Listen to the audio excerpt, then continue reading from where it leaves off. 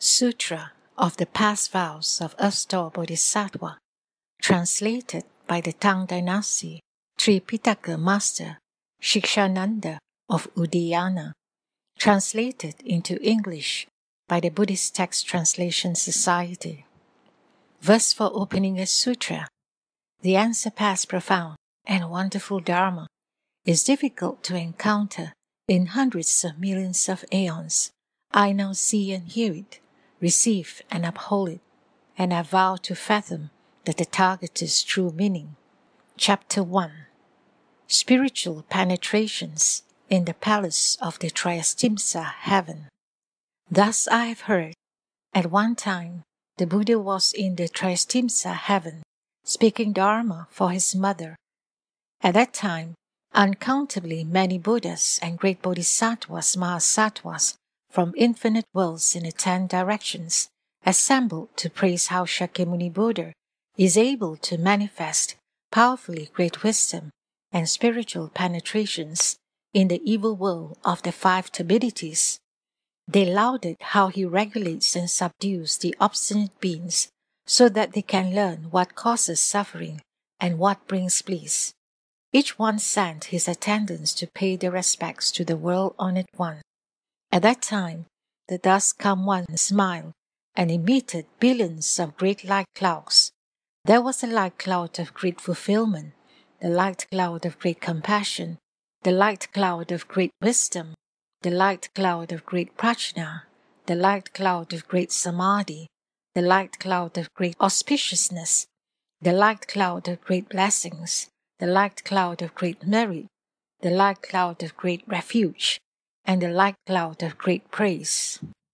After emitting indescribably many light clouds, he also uttered many wonderful subtle sounds. There was a sound of Dana Paramita, the sound of Sila Paramita, the sound of Kanti Paramita, the sound of Virya Paramita, the sound of Dhyana Paramita, and the sound of Prajna Paramita. There was the sound of compassion, the sound of joyous giving, the sound of liberation, the sound of no outflows, the sound of wisdom, the sound of great wisdom, the sound of the lion's roar, the sound of the great lion's roar, the sound of thunderclouds, and the sound of great thunderclouds. After he had uttered indescribably many sounds, countless millions of gods, dragons, ghosts, and spirits from the Saha world and other worlds also gathered in the palace of the Triestina Heaven. They came from the heaven of the 4 kings, the Triestina Heaven, the Suyama Heaven, the Tushita Heaven, the Blissful Transformations Heaven, and the Heaven of Comfort gained through others' transformations.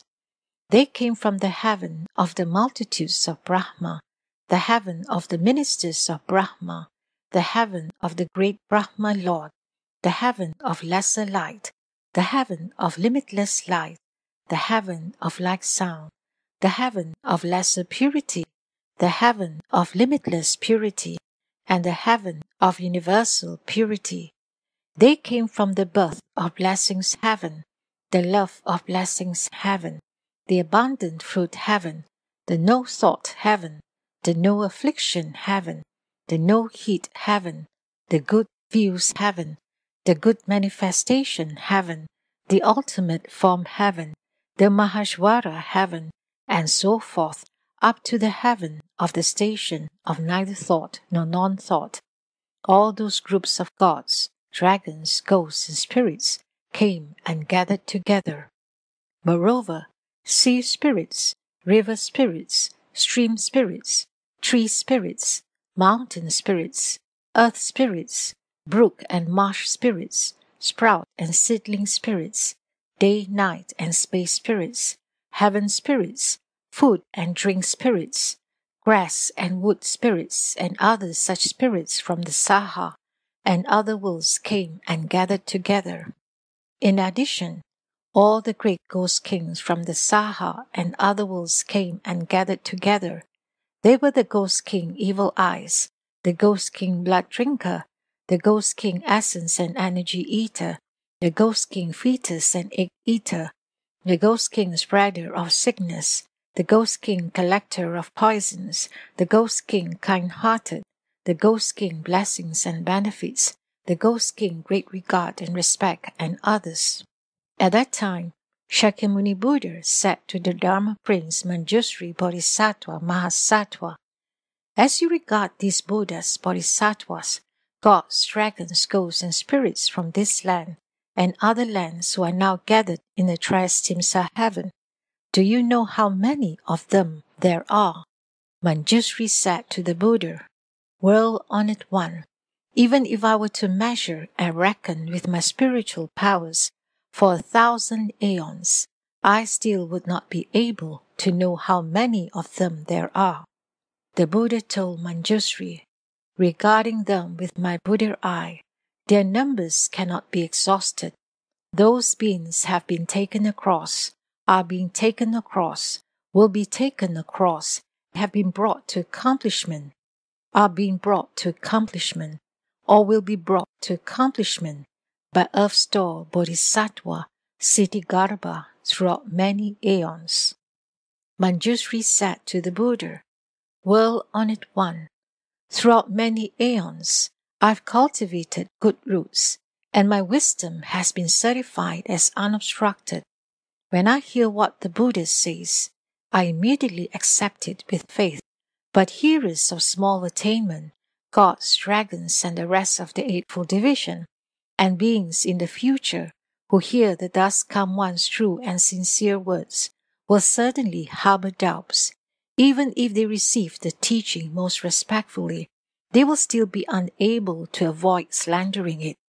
My only wish is that the World-Honored One will proclaim for everyone what Earth Store Bodhisattva Mahasattva practiced and what vows he made while on the level of planting causes that now enable him to succeed in doing such inconceivable deeds."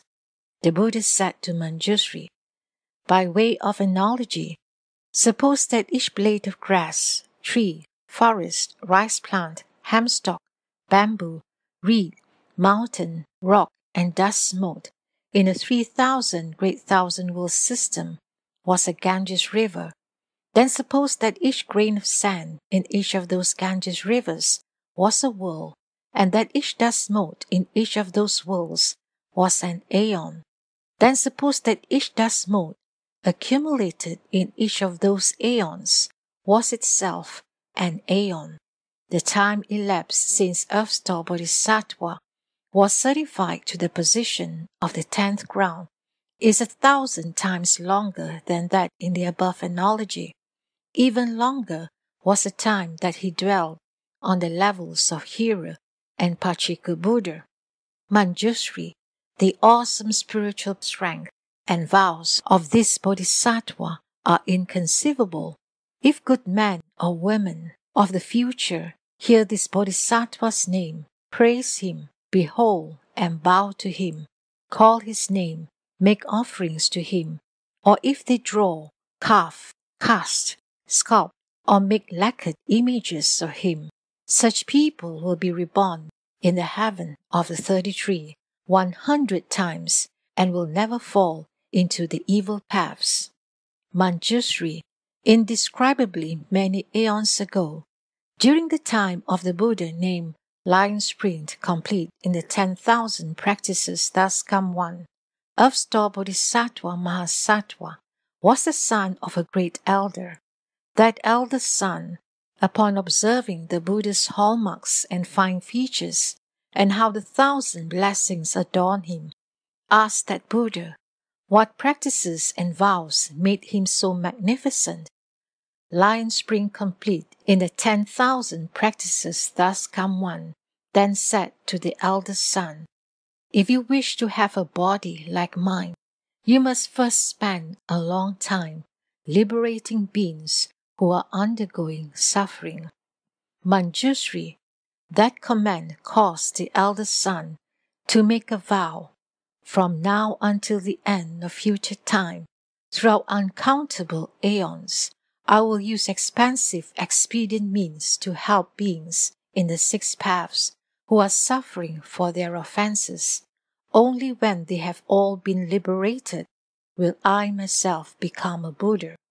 From the time he made that great vow, in the presence of that Buddha until now, hundreds of thousands of nayutas of inexpressibly many eons have passed, yet he still is a bodhisattva. Another time, inconceivable Asankhya eons ago, there was a Buddha named Enlightenment Flower Samadhi Self-Mastery King, thus come one. That Buddha's lifespan was 400 billion Asankhya aeons. During his Dharma image age, there lived a Brahman woman, endowed with ample blessings from previous lives, who was respected by everyone, whether she was walking, standing, sitting, or lying down. God surrounded and protected her. Her mother, however, embraced a deviant faith and often slighted the triple jewel. The worthy daughter made use of many expedients in trying to convince her mother to hold right views, but her mother never totally believed. Before long, the mother's life ended, and her consciousness fell into the relentless hell. When her mother's life ended, the Brahman woman, knowing that her mother had not believed in cause and effect while alive, feared that her karma would suddenly pull her into the evil paths.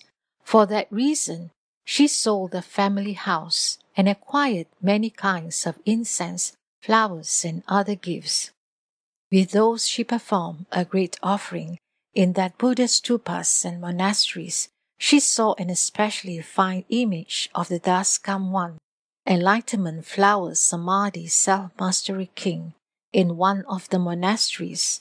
As the Brahman woman beheld the honored countenance, she became doubly respectful while thinking to herself, Buddhas are called greatly enlightened ones who have attained all wisdom. If this Buddha were in the world, I could ask him where my mother went after she died. He would certainly know. The Brahman woman then wept for a long time as she gazed longingly upon the thus come one. Suddenly, a voice in the air said, O weeping worthy woman, do not be so sorrowful. I shall now show you where your mother has gone. The Brahman woman placed her palms together as she addressed space, saying, Which virtuous divinity is comforting me in my grief? Ever since the day I lost my mother, I've held her in memory day and night, but there is nowhere I can go to ask about the realm of her rebirth. The voice in the air spoke to the women again. I am the one whom you behold and worship, the former Enlightenment Flower Samadhi Self-Mastery King, thus come one. Because I've seen that your regard for your mother is double that of ordinary beings, I've come to show you where she is. The Brahman woman suddenly lunged toward the voice she was hearing, and then fell, injuring herself severely. Those around her supported and attended to her, and after a long time she was revived. Then she addressed the air, saying, I hope the Buddha will be compassionate and quickly tell me into what realm my mother has been reborn. I am now near death myself. Enlightenment Flower Samadhi Self-Mastery King, thus come one, told the worthy woman, After you make your offerings, return home quickly, sit upright and concentrate on my name. You will soon know where your mother has been reborn. The Brahman woman bowed to the Buddha and returned home. The memory of her mother sustained her as she sat upright, recollecting Enlightenment Flower Samadhi Self-Mastery King, thus come one. After doing so for a day and a night, she suddenly saw herself beside a sea, whose waters seethed and bubbled. Many evil beasts with iron bodies flew swiftly back and forth above this sea. She saw billions of men and women bobbing up and down in the sea, being fought over, seized and eaten by the evil beasts. She saw yakshas with different shapes. Some had many hands, some many eyes, some many legs, some many heads. With their sharp fangs they drove the offenders on toward the evil beasts, or the yakshas themselves seized the offenders and twisted their heads and feet together into shapes so horrible that no one would dare even look at them for long. During that time, the Brahman woman was naturally without fear, due to the power of recollecting the Buddha. A ghost king named Poisonless bowed his head in greeting and said to the worthy woman, "Welcome, O Bodhisattva. What conditions bring you here?" The Brahman woman asked the ghost king, "What is this place?" Poisonless replied, "We are on the western side of the great Iron Ring mountain, and this is the first of the seas that encircle it." The worthy woman said, "I've heard that the hells are within the Iron Ring. Is that actually so?" Poisonless answered, "Yes, the hells are here." The worthy woman asked, "How have I now come to the hells?" Poisonless answered, "If it wasn't awesome spiritual strength that brought you here, then it was a power of karma. Those are the only two ways that anyone gets here." The worthy woman asked, "Why is this water seething and bubbling? And why are there so many offenders and evil beasts?" Poisonless replied, "These are beings of Jambudvipa who did evil deeds. They have just died and passed through 49 days without any surviving relatives doing any meritorious deeds on their behalf to rescue them from their distress. Besides that, during their lives, they themselves didn't plant any good causes.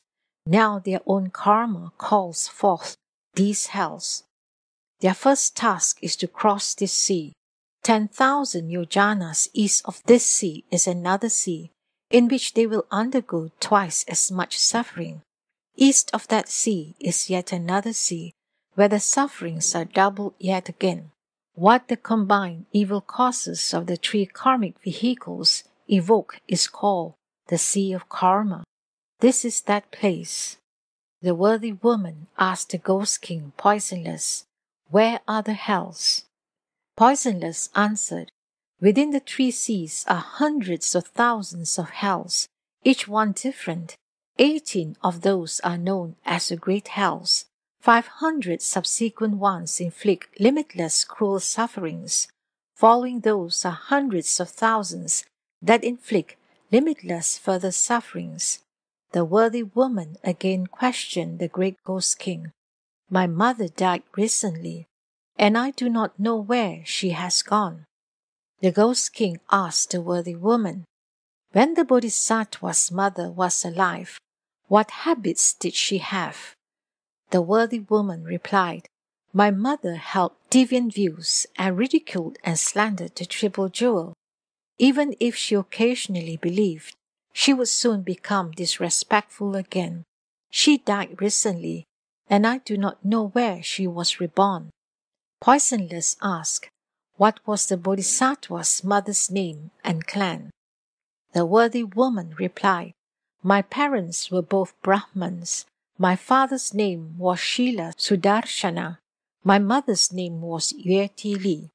Poisonless placed his palms together and implored the worthy woman, "Please, worthy one, quickly return home. There is no need for you to grieve further. The offender Yeti Li was born in the heavens 3 days ago. It is said that she received the benefit of offerings made and blessings cultivated by her filial child, who practiced giving to enlightenment flowers, samadhi, self-mastery king, thus come one. At stupas and monasteries, not only was the Bodhisattva's mother released from the hells, but all the other offenders who were destined for the relentless hell also received bliss and were reborn with her." Having finished speaking, the ghost king put his palms together and withdrew. The Brahman woman returned swiftly as if from a dream, understood what had happened, and then made a profound and far-reaching vow before the stupas and images of enlightenment flower, Samadhi self-mastery king, thus come one, saying, I vow that until the end of future aeons, I will respond to beings suffering for their offenses by using many expedient devices to bring about their liberation. The Buddha told Manjushri, the ghost king poisonless is the present Bodhisattva, foremost wealth. The Brahman woman is now Earth Store Bodhisattva. Chapter 2. The division bodies gather. At that time, the division bodies of Earth Store Bodhisattva began gathering in the palace of the Triestina heaven, from billions of inexpressible, inconceivable, immeasurable, ineffable, limitless asankheyas of worlds. They came from wherever hells are found. Due to the spiritual powers of the Thus Come One, each came from his own direction and was joined by thousands or billions of nayutas, of those who had obtained liberation from the path of karma. All brought incense and flowers as offerings to the Buddha. Those groups who came were irreversible from Anuttara Sankhya Sambodhi, because they had been taught and transformed by Earth Store Bodhisattva. For long aeons, they had wandered in birth and death, undergoing suffering within the 6 paths without even temporary respite. Now they had reached various levels of sagehood due to the great compassion and deep vows of Earth Store Bodhisattva. They felt joyful as they arrived at the Triestina heaven and gazed at the Thus Come One, their eyes not leaving him for a moment. At that time, the World-Honored One stretched forth his golden-colored arm and rubbed the crowns of all the division bodies of Earth Store Bodhisattva Mahasattva, gathered from billions of inexpressible, inconceivable, immeasurable, ineffable, limitless asankheyas of worlds, and said, I teach and transform obstinate beings such as these within the evil worlds of the 5 turbidities, causing their minds to be regulated and subdued, so that they renounce the deviant and return to the proper. But 1 or 2 out of 10 still cling to their bad habits. For them, I again divide into thousands or billions of bodies and use numerous additional expedient means. Those with keen roots will listen and immediately believe. Those with good rewards will respond to exhortation and strive to succeed. Those who are dim and dull will only return after being taught for a long time. Those whose karma is heavy will fail to show any respect. My division bodies take across and liberate all those different kinds of beings. I may appear in a male body. I may appear in a female body. I may appear in the body of a god or dragon. I may appear in the body of a spirit or ghost. I may appear as a mountain, a forest, a stream, a spring, a river, a lake, a fountain, or a well in order to benefit people. I use all these ways to save beings. I may appear in the body of God Chakra. I may appear in the body of Lord Brahma. I may appear in the body of a wheel-turning king. I may appear in the body of a lay person. I may appear in the body of a national leader. I may appear in the body of a prime minister. I may appear in the body of an official. I may appear in the body of a bhikshu, a bhikshuni, an upasaka, an upasika, and so forth up to the body of a hero, an arhat, a pachika Buddha, or a bodhisattva, in order to teach and rescue beings. It is not that I appear to them only in the body of a Buddha. Reflect on how I've toiled for repeated aeons and endured acute suffering to take a cross and free stubborn beings who resist being taught and continue to suffer for their offenses. Those not yet subdued undergo retributions according to their karma. If they fall into the evil destinies and are enduring tremendous suffering, then you should remember the gravity of this entrustment I am now making to you here in the palace of the Triestina heaven. Find ways to liberate all beings in the Saha world from now until the time when Maitreya comes into the world. Help them escape suffering forever, encounter Buddhas, and receive predictions. At that time, all the division bodies of Earth Store Bodhisattva that came from all those worlds merged into a single form. Then he wept and said to the Buddha, "Throughout long aeons, I have been receiving the Buddha's guidance, and from that have developed inconceivable spiritual power and great wisdom. My division bodies fill worlds as many as grains of sand in millions of billions of Ganges rivers. In each of those worlds, I transform myself into millions of billions of bodies. Each body rescues millions of billions of people, helping them to return respectfully to the Triple Jewel, escape birth and death forever, and reach the bliss of Nirvana. Even if their good deeds within the Buddha Dharma amount to as little as a strand of hair, a drop of water, a grain of sand, a mote of dust, or the tip of a hair, I will gradually take them across, liberate them, and help them gain great benefit. I only hope that the World-Honored One will not be worried about beings of the future who have bad karma." In that way, he addressed the Buddha 3 times. I only hope that the World-Honored One will not be worried about beings of the future who have bad karma. At that time, the Buddha praised Earth Store Bodhisattva and said, "Excellent, excellent. I will help you in this work you so willingly undertake. When the vast vows that you keep making throughout so many aeons are fulfilled, and all those beings have been saved, then you'll be certified as having attained Bodhi." Chapter 3. Contemplating the karmic conditions of beings. At that time, the Buddha's mother, Lady Maya, placed her palms together respectfully and asked Earth Store Bodhisattva, "Great sage, could you tell us about the different kinds of karma that beings of Jambudvipa create and the resulting retributions that they undergo?"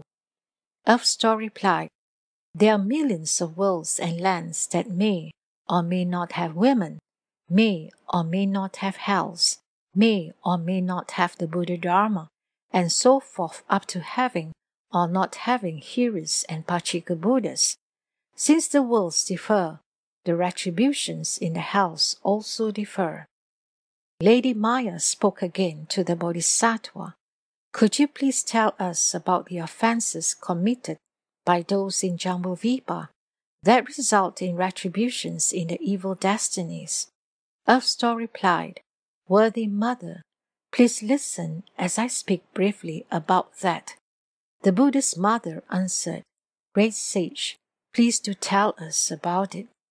Then Earth Store Bodhisattva said to the worthy mother, "Retributions that result from offenses committed in Jambudvipa are described like this. Beings who are not filial to their parents, even to the point of harming or killing them, will fall into the relentless hell, where for thousands or billions of aeons they will seek escape in vain. Beings who shed the Buddha's blood, slander the Triple Jewel, and do not venerate sutras will fall into the relentless hell, where for thousands or billions of aeons they will seek escape in vain. Beings who usurp or damage the property of the eternally dwelling, who defile bhikshus or bhikshunis, who commit sexual acts within the Sangharama, or who kill or harm beings there, will fall into the relentless hell, where for thousands or billions of aeons they will seek escape in vain. Beings who seem to be Shramanas, but in their minds are not Shramanas, who destroy the things of the eternally dwelling, who deceive lay people, who go against the precepts, and who commit many other evil deeds, will fall into the relentless hell, where for thousands of billions of aeons they will seek escape in vain. Beings who steal the wealth and property of the eternally dwelling, including its grains, food and drink, and clothing, or who take anything at all that was not given to them, will fall into the relentless hell, where for thousands of billions of aeons they will seek escape in vain. Earth Store continued, Worthy Mother, beings who commit such offenses will fall into the fivefold relentless hell, where they will constantly seek temporary relief from their suffering, but will never receive even a moment's relief. Lady Maya further asked Earth Store Bodhisattva, Why is that hell called relentless? Earth Store replied, Worthy Mother, all the hells are within the great Iron Ring Mountain. The 18 great hells and the 500 subsequent ones each have their own names. There are hundreds of thousands more that also have their own names. The relentless hell is found within a city of hells that encompasses more than 80,000 square miles. That city is made entirely of iron. An unbroken mass of fire extends for 10,000 miles above the city. Within the city are many interconnected hells, each with a different name. There is just one hell called relentless. Its circumference is 18,000 miles. The wall of that hell is 1,000 miles high, totally made of iron, and covered with a fire burning downward, that is met by a fire burning upward. Iron snakes and dogs spewing fire race back and forth along the top of that wall. In that hell, there is a bed that extends for 10,000 miles. One person undergoing punishment sees his or her own body covering the entire bed. When hundreds of thousands of people undergo punishment simultaneously, each still sees his or her own body covering the bed. That is how retributions are undergone by those with the same karma. What is more, these offenders undergo extreme suffering. Hundreds of thousands of yakshas and other evil ghosts display fangs like swords and eyes like lightning as they pull and drag the offenders with their brass-clawed hands. Other yakshas wield huge iron halberds that they use to pierce the offenders' mouths and noses or stab their bellies and backs. They toss the offenders into the air and then catch them by skewering them with the halberds, or they let them drop onto the bed. Iron eagles peck at the offenders' eyes and iron serpents wrapped around their necks. Long nails are driven into all their limbs. Their tongues are pulled out, stretched, and then plowed through. Their internal organs are gouged out, sliced, and minced. Molten copper is poured into their mouths, and their bodies are bound with hot iron. Responses to their karma go on like that throughout hundreds of thousands of deaths and rebirths. They pass through hundreds of millions of aeons, seeking escape in vain. When this world is destroyed, they find themselves in another world. When that world is destroyed, they pass on to another one. When that world too is destroyed, they move on to another one. When this world comes into being again, they return here. The situation involving relentless retribution for offenses is like that.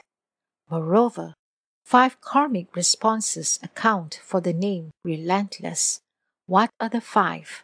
First, it is said to be relentless because punishment is undergone day and night throughout many aeons without ceasing for a moment. Second, it is said to be relentless because one person feels it in the same way that many people feel it. Third, it is said to be relentless because repeated punishments continue without cease throughout years that stretch into nayutas of aeons.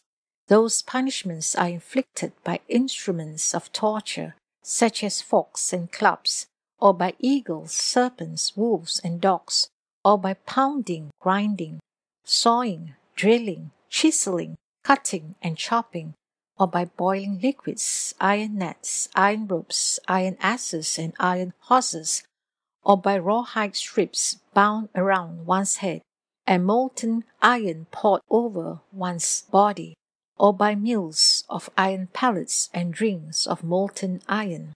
Fourth, it is said to be relentless because all beings undergo karmic responses based on the offenses that they have committed, whether they be men, women, savages, old, young, honorable, or lowly, whether they be dragons, spirits, gods, or ghosts.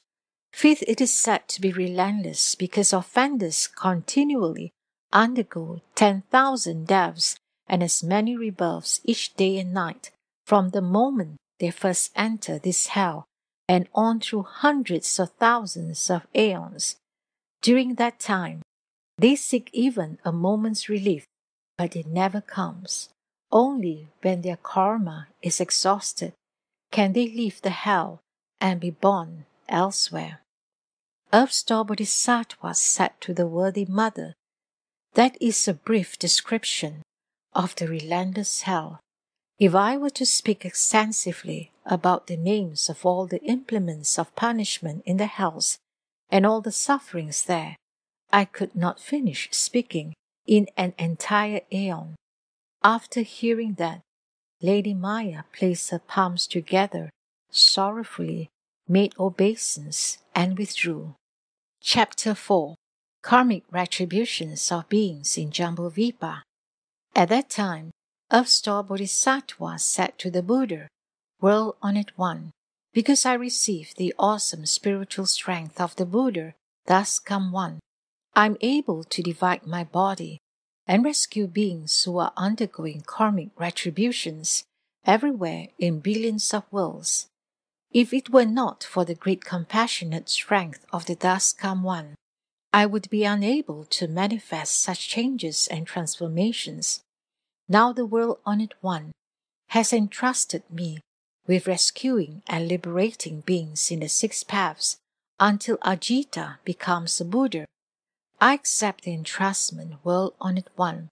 Please have no further concern." Then the Buddha told Earth Store Bodhisattva, "Beings who have not yet obtained liberation have unfixed natures and consciousnesses. Their bad habits reap bad karma. Their good habits bring rewards. Reacting to situations by committing good or evil deeds causes them to turn in the five paths without a moment's rest. Throughout aeons as numerous as dust motes, they remain confused, deluded, obstructed, and afflicted by difficulties. They are like fish swimming through waters laced with nets. They may slip through and keep their freedom temporarily, but sooner or later they will be caught. I'm concerned about such beings, but since you keep making extensive vows repeatedly throughout successive aeons to take such offenders across, what further worries need I have?" After that was said, a Bodhisattva Mahasattva in the assembly named Samadhi Self-Mastery King said to the Buddha, "World-Honored One, what vows has Earth Store Bodhisattva made during so many successive aeons that now cause him to receive the World-Honored One's special praise? We hope the World-Honored One will tell us about this." Then the World-Honored One replied to Samadhi Self-Mastery King, listen attentively, and reflect well on the examples I'm about to give you.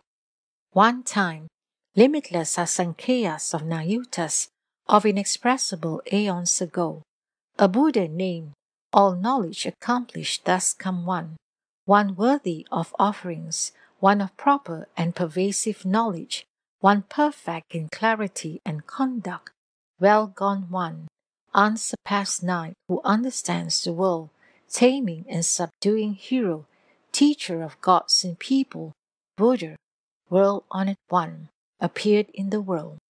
That Buddha's lifespan was 60,000 aeons. Before he became a monk, he was the king of a small country and was friendly with the king of a neighboring country. Both kings practiced the 10 wholesome deeds and benefited beings. Because the citizens of those 2 neighboring countries did many bad things, the 2 kings made a plan using far-reaching expedients. One king vowed to quickly become a Buddha and then rescue absolutely all the other beings. The other king vowed, I do not want to become a Buddha until I first rescue all those who are suffering for their offenses, enabling them to find peace and finally to reach Bodhi. The Buddha told the Bodhisattva Samadhi self-mastery king, the king who vowed to quickly become a Buddha is all knowledge accomplished thus come one. The king who vowed to keep saving beings who are suffering for their offenses rather than become a Buddha is Earth Store Bodhisattva. Another time, limitless Asankhya aeons ago, a Buddha named Pure Lotus Eyes thus come one appeared in the world. His lifespan was 40 aeons. In his Dharma image age, an arhat who had accumulated blessings from rescuing beings met a woman named Bright Eyes, who offered a meal to him once while he was teaching and transforming beings. What is your wish? Asked the arhat. Bright Eyes replied, On the day of my mother's death, I performed meritorious deeds to rescue her, but I do not know where my mother is now. Sympathizing with her, the arhat entered Samadhi to contemplate and saw that Bright Eyes' mother had fallen into a bad destiny where she was undergoing extreme suffering. The arhat asked, Bright Eyes, what unwholesome karma did your mother create while alive that makes her now have to undergo such terrible suffering in a bad destiny? Bright Eyes replied, My mother enjoyed eating fish, turtles, and other sea creatures. She especially liked to fry or broil fish and turtle eggs. Every time she ate those, she took thousands of lives. O Venerable One, please be compassionate and tell me how she can be saved. The arhat took pity on Bright Eyes and used his skillful means. He urged Bright Eyes thus, With sincere resolve be mindful, or Pure Lotus Eyes thus come one, and also make carved and painted images of him. When you do so, both the living and the dead will be rewarded. Bright Eyes heard that, quickly renounced everything she loved, and swiftly commissioned painted images of the Buddha. Then she made offerings before them. The reverence she felt moved her to tears, and she wept in grief as she beheld and bowed to the Buddha. Suddenly, near the end of the night, in a dream, she saw that Buddha's body, dazzling gold in color, and as large as Mount Sumeru, emitting great light. He said to Bright Eyes, Your mother will be born in your household before long, and as soon as the infant can feel hunger and cold, he will speak. Shortly thereafter, a maidservant in the house bore a son, who spoke before he was 3 days old. Lowering his head and weeping, he said to Bright Eyes, The karmic conditions we create during our lives and deaths result in retributions that we ourselves must undergo. I am your mother, and have been in darkness for a long time. Since you and I parted, I've repeatedly fallen into the great hells. Upon receiving the power of your blessings, I've been reborn as a servant's child with a short lifespan. 13 years from now, I will fall into the evil paths again. Do you have some way to free me so that I can avoid them? When Bright Eyes heard those words, she knew without a doubt that they were her mother's. Choked with sobs, she said to the servant's child, Since you were my mother, you should know your own past offenses. What unwholesome karma did you create that made you fall into the evil paths? The maidservant's son answered, I'm undergoing retribution for 2 kinds of karma, killing and slandering. Had I not received the blessings you earned to rescue me from difficulty, I would not yet be released from that karma. Bright Eyes asked, what happens in the hells when beings undergo retribution for their offenses? The maidservant's son answered, I can't bear to speak of the ways in which beings suffer for their offenses. Even if I were to live for 100,000 years, I would find it hard to talk about. When Bright Eyes heard that, she wept bitterly and spoke into the air, saying, I vow that my mother will be released from the hells forever. At the end of these 13 years, she will be done with her heavy offenses and will not go back to the evil paths. O Buddhas of the 10 directions, with your compassion and sympathy, please listen to the vast and mighty vow that I'm making for the sake of my mother. If my mother never again enters the 3 evil paths, is never again born into low stations, and will never again be female, then here, before the image of pure lotus eyes thus come one, I vow that from this day on, throughout millions of billions of aeons, I will respond to all beings who are undergoing suffering for their offenses in the hells or the 3 evil paths of any world. I vow to rescue them from the bad destinies of the hells, hungry ghosts, animals, and the like. Only after beings with such retributions have all become Buddhas will I myself achieve proper enlightenment. After making that vow, she clearly heard Pure Lotus Eyes thus come once say to her, Bright Eyes, your own great compassion and sympathy will reach your mother through this mighty vow that you are making. My contemplation shows me that after 13 years, your mother will be done with this retribution and will be born as a Brahman with a lifespan of 100 years. After that retribution, she will be born in the land of no concern with a lifespan of uncountable aeons. Later, she will realize the fruition of Buddhahood and save people and gods as numerous as sand grains in the Ganges. Shakyamuni Buddha told Samadhi, self-mastery king, the Arhat whose blessings helped Bright Eyes then is now inexhaustible intention Bodhisattva. The mother of Bright Eyes is now liberation Bodhisattva. Bright Eyes herself is now Earth Store Bodhisattva. He has been extending his compassion and sympathy like that from distant aeons onward by making vows as many as Ganges sands to rescue vast numbers of beings.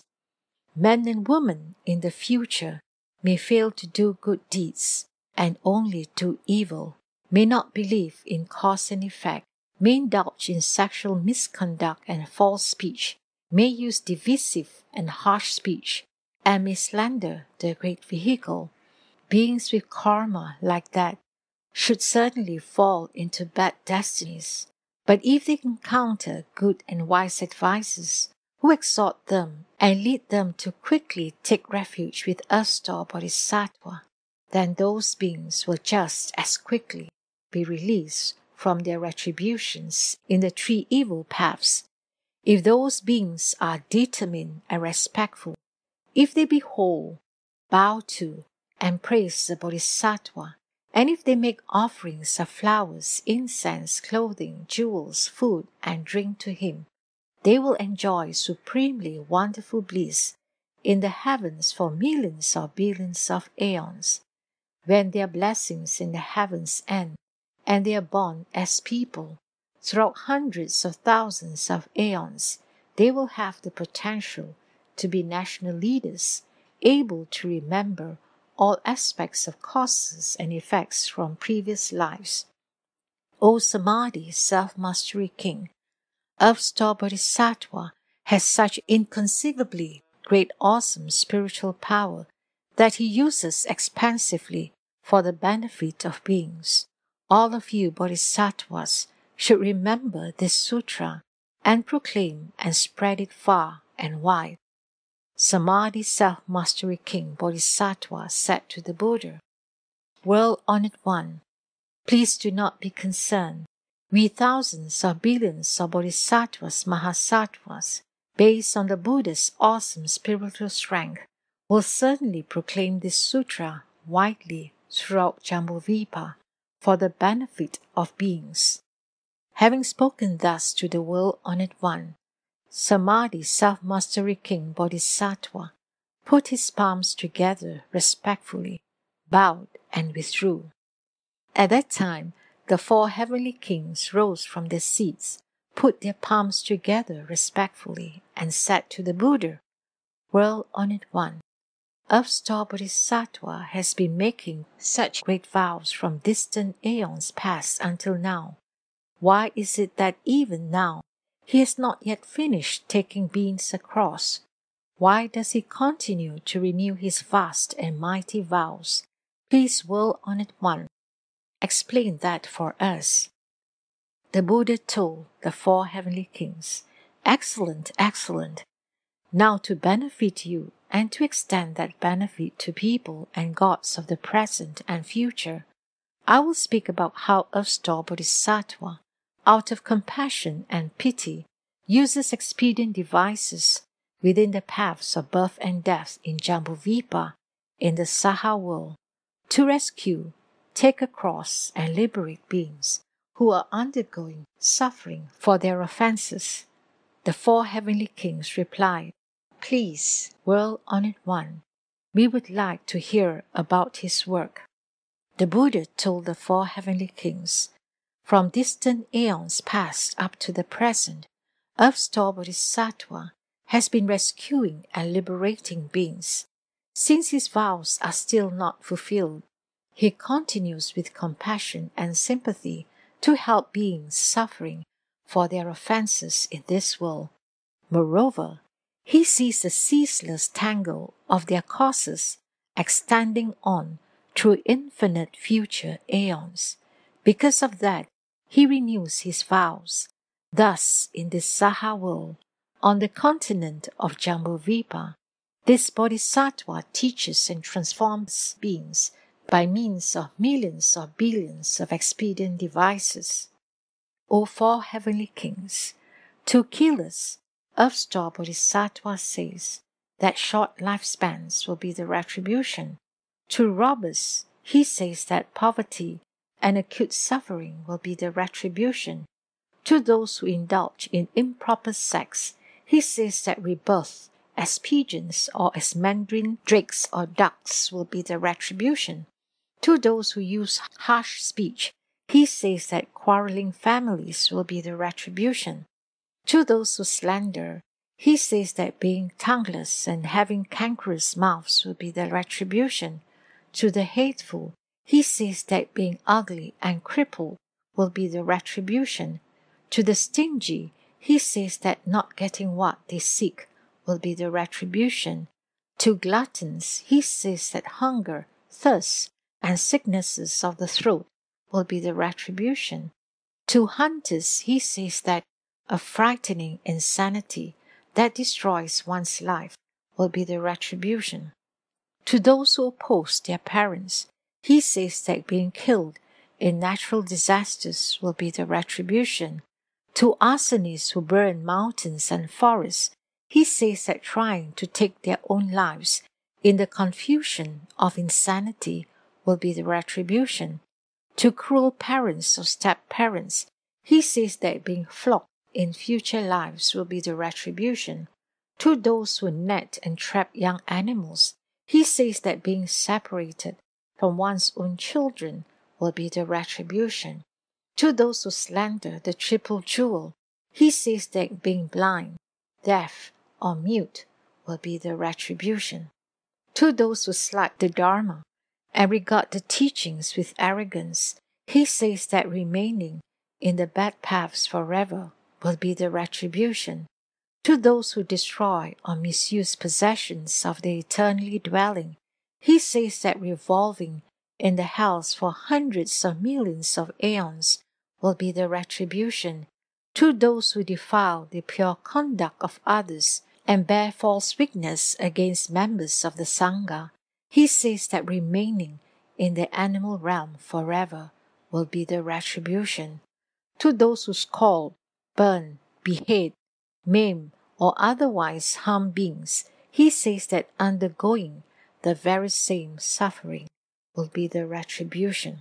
To those who violate precepts and the regulations of pure eating, he says that being born as birds or beasts that must suffer from hunger and thirst will be the retribution.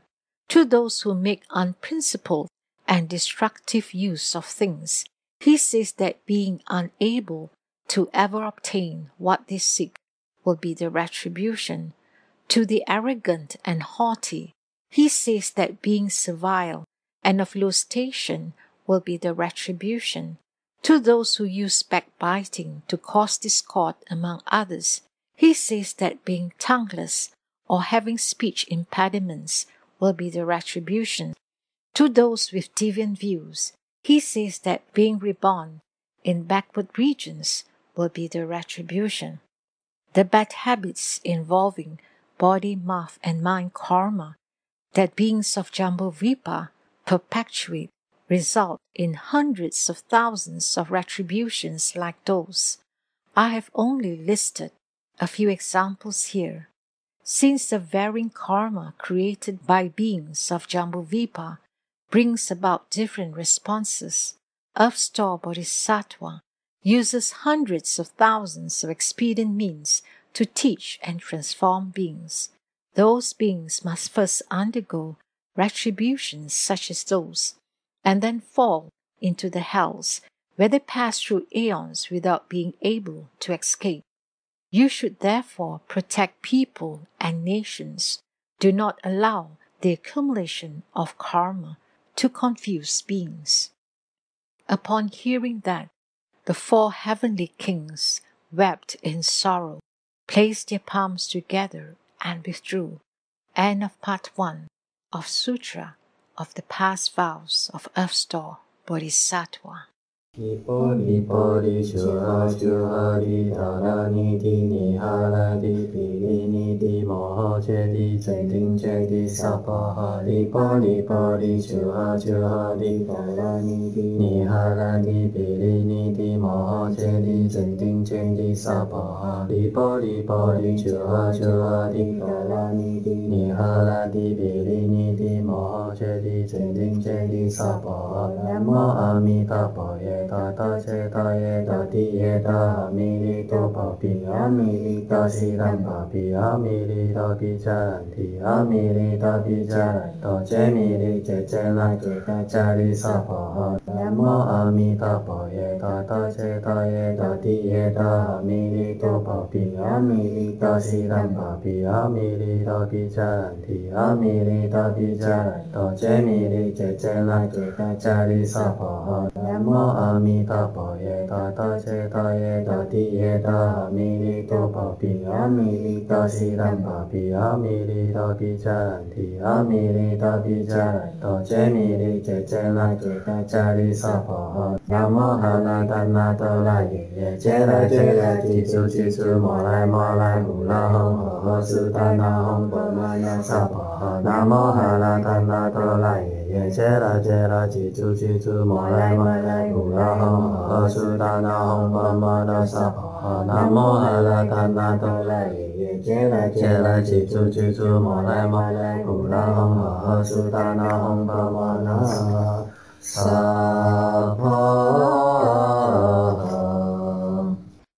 The task come one out of kindness and pity, turns the great Dharma wheel.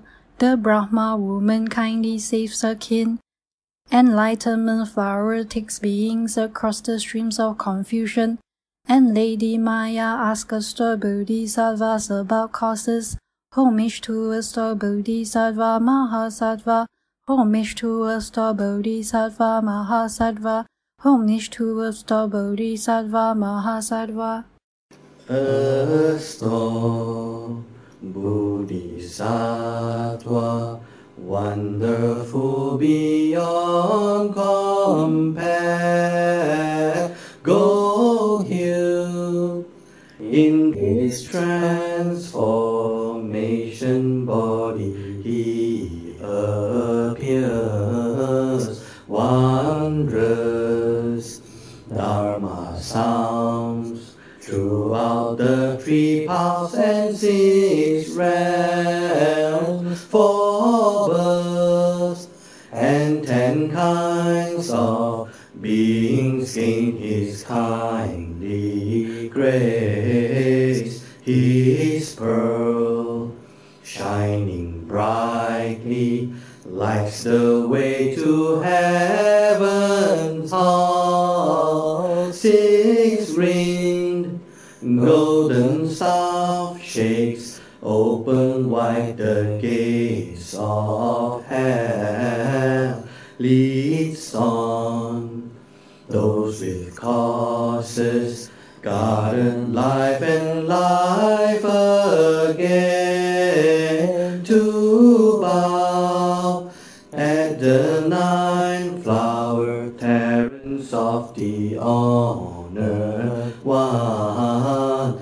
Namo Earth Store, great vows and compassion, Bodhisattva of the dark and dismal worlds. On 9 flower mountain, most honored one, with 10 wheels of power you rescue all the suffering ones.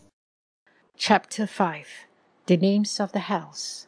At that time, Universal Worthy Bodhisattva Mahasattva said to Earth Store Bodhisattva, Humane One, for the sake of gods and dragons, those in the fourfold assembly, and all other beings of the present and future, please tell us the names of the hells where beings in the Saha world on the continent of Jambudvipa must suffer retributions for offences they commit. Please also describe what happens during retributions undergone for evil deeds, so that beings in the future Dharma ending age will know what those retributions are.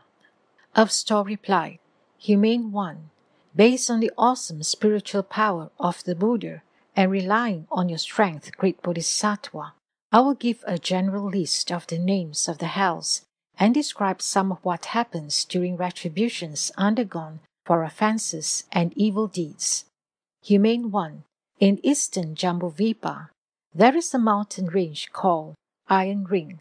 That mountain range is pitch black because the light of the sun and moon does not shine on it. A great hell named Ultimately Relentless is located there. Another hell is called Great Avicii. There is also a hell called Four Horns, a hell called Flying Knives, a hell called Fury Arrows, a hell called Squeezing Mountains, a hell called Piercing Spears, a hell called Iron Carts, a hell called Iron Beds, a hell called Iron Oxen, a hell called Iron Clothing, a hell called Thousand Blades, a hell called Iron Asses, a hell called Molten Copper, a hell called Embracing Pillar, a hell called Flowing Fire, a hell called Plowing Tongues, a hell called Hacking Heads, a hell called Burning Feet, a hell called Packing Eyes, a hell called Iron Pellets, a hell called Quarreling, a hell called Iron Axe, and a hell called Massive Hatred. Earth Store Bodhisattva said, Humane One, within the Iron Ring are endless hells like that. There is also the hell of crying out, the hell of pulling tongues, the hell of dung and urine, the hell of copper locks, the hell of fire elephants, the hell of fire dogs, the hell of fire horses, the hell of fire oxen, the hell of fire mountains, the hell of fire rocks, the hell of fire beds, the hell of fire beams, the hell of fire eagles, the hell of sawing teeth, the hell of flaying skin, the hell of drinking blood, the hell of burning hands, the hell of burning feet, the hell of hanging hooks, the hell of fire rooms, the hell of iron cells, and the hell of fire wolves. Each of those hells contains lesser hells numbering from 1, 2, 3, 4 to hundreds of thousands. Each of those lesser hells has its own name. Earth Store Bodhisattva told Universal Worthy Bodhisattva, Humane One, such are the karmic responses of beings in Jambudvipa who commit evil deeds. The power of karma is extremely great. It rivals Mount Sumeru in its heights. It surpasses the great oceans in its depths. It obstructs the path leading to sagehood. For that reason, beings should never think that minor bad deeds are unimportant or assume that they do not count as offenses. After death, there will be retributions to undergo that reflect all those details. Fathers and sons have the closest relationship, but their roads diverge, and each must go his own way. Even if they met, neither would consent to undergo suffering in the other's place. Now, based on the awesome spiritual power of the Buddha, I will describe some of the retributions for offenses that take place in the hells. Please, Humane One, listen for a moment to what I'm going to say. Universal Worthy replied, I've long known of the retributions that come about in the three evil paths. My hope in asking the Humane One to describe them is that when beings in the future Dharma-ending age who are committing evil deeds hear the Humane One's descriptions, they will be moved to take refuge with the Buddha. Earth Store said, Humane One, this is what happens during retributions in the hells. Offenders may go to a hell in which their tongues are stretched out and plowed through by cattle, or to a hell in which their hearts are pulled out and eaten by yakshas, or to a hell in which their bodies are cooked in cauldrons of boiling oil, or to a hell in which they are forced to embrace red-hot copper pillars, or to a hell in which they are burned by the fire that constantly pursues them, or to a hell in which coal and ice are all pervasive, or to a hell in which excrement and urine are endless, or to a hell in which flying mazes are unavoidable, or to a hell in which fiery spears stab them repeatedly, or to a hell in which they are constantly beaten on the chests and backs, or to a hell in which their hands and feet are burned, or to a hell in which they are bound by iron snakes that coil around them, or to a hell in which they are pursued by racing iron dogs, or to a hell in which their bodies are stretched by iron mules. Humane One, to inflict these retributions in each hell, hundreds of thousands of instruments made of copper, iron, stone, or fire arise from karmic forces. Those four materials come into being in response to the kinds of karma that offenders create. If I were to explain in detail what happens during retributions in the hells, then I would need to tell of the hundreds of thousands of sufferings that must be undergone in each specific hell. How much more would that be the case for the sufferings in all the many hells?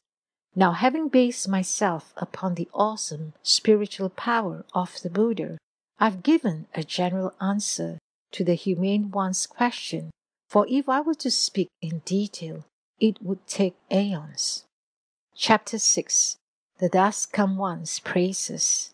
At that time, the World-Honored One emitted a great bright light from his entire body, totally illuminating Buddhalands as many as grains of sand in millions or billions of Ganges rivers.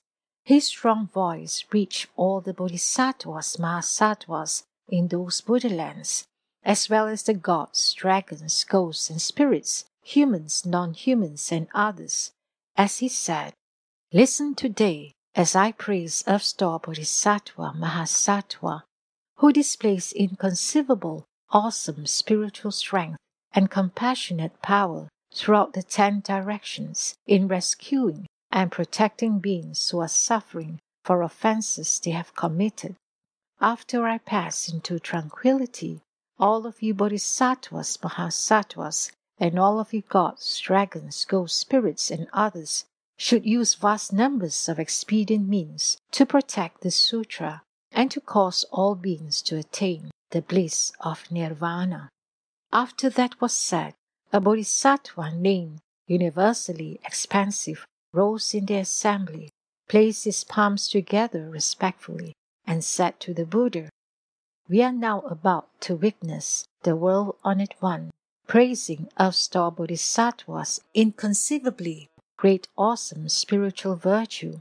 We hope that the world on it one will also aid beings in the future Dharma ending age by telling us about how Earth Store Bodhisattva benefits people and gods, and about the workings of cause and effect that will help the gods, dragons, and the rest of the Eightfold Division, along with beings of the future, to receive the Buddha's teaching respectfully." At that time, the world on it one said to the Bodhisattva universally expansive, and to all those in a fourfold assembly, listen attentively, listen attentively. I will briefly describe to you how Earth Store Bodhisattva's virtuous deeds keep benefiting people and gods. Universally expansive replied, "Excellent, world on it one, we will be happy to listen." The Buddha told the Bodhisattva universally expansive, "If, in the future, good men or women, upon hearing Earth Store Bodhisattva Mahasattva's name, place their palms together, praise him, bow to him, or gaze at him in worship, they will overcome 30 aeons worth of offenses." Universally expansive, if good men or women gaze upon and bow but once to painted or drawn images of the Bodhisattva, or images made of clay, stone, lacquer, gold, silver, or bronze, they will be reborn 100 times in the heaven of the 33 and will eternally avoid falling into the evil destinies. If their blessings in the heavens come to an end and they are born in the human realm, they will become national leaders who will suffer no loss of benefits. There may be women who dislike having female bodies. Suppose they wholeheartedly make offerings to images of Earth Store Bodhisattva, such as paintings or images made of clay, stone, lacquer, brass, iron, or other materials. If they continually make offerings day after day without fail, of flowers, incense, food, drink, clothing, colored silks, banners, money, jewels, and other items, then when those good women finish their current female retributions throughout thousands of millions of aeons, they will never again be born in worlds where there are women, much less be one, unless they choose to, through the strength of their compassionate vows, in order to liberate beings. Based on the strength of their offerings to Earth Store Bodhisattva and the power of their meritorious virtues, they will not be born with female bodies for hundreds of thousands of aeons. Moreover, universally expansive, some women may have imperfect features or be prone to sickness, disliking those problems. They can sincerely gaze at and bow to images of Earth Store Bodhisattva with sincere resolve for even just a few minutes, and consequently, throughout millions of future aeons of rebirth, they will continually be endowed with full and perfect features. If those women whose features are currently imperfect do not dislike having female bodies, then throughout millions of billions of lives, they will always be born as women of royal lineage, or will marry into royalty, or will become daughters of prime ministers, or women in prominent families, or daughters of great elders. They will be of upright birth and full-featured, they will receive such blessings from having sincerely beheld and worshipped Earth Store Bodhisattva. Moreover, universally expansive, they may be good men or women who are able to play music, sing, or chant praises and make offerings of incense and flowers before images of the Bodhisattva, or who are able to exhort one or more others to do likewise. Now and in the future, such people will be surrounded day and night by hundreds of thousands of ghosts and spirits who will even prevent bad news from reaching their ears, much less allow them to be personally involved in any accidents. Moreover, universally expansive, in the future, evil people, evil spirits, or evil ghosts may see good men or women taking refuge with, respectfully making offerings to, praising, beholding, and bowing to images of Earth Store Bodhisattva. Those beings may make the mistake of ridiculing such acts of worship, saying that they are of no merit. They may sneer at those good people, condemn them behind their backs, or get a group of even one other person to have even as little as one thought of condemnation. Such beings will fall into the Avicii hell, and the extreme misery they will undergo as retribution for their slander will not end even after the 1,000 Buddhas of the worthy aeon have passed into tranquility. Only after that aeon will they be reborn among the hungry ghosts, where they will spend 1,000 more aeons before being reborn as animals. Only after another 1,000 aeons will they obtain human bodies, but they will be poor and lowly, with incomplete faculties, and their evil karma will cause them to suffer mental afflictions. Before long, they will fall into the evil paths again. Universally expansive, such are the retributions that those who ridicule and slander others' acts of worship will undergo. How much worse will the retributions be if, besides their slandering, they have other evil views? Moreover, universally expansive, in the future, men or women may be bedridden for a long time, and in spite of their wishes, be unable either to get well or to die. At night, they may dream of evil ghosts, or of family and relatives, or of wandering on dangerous paths.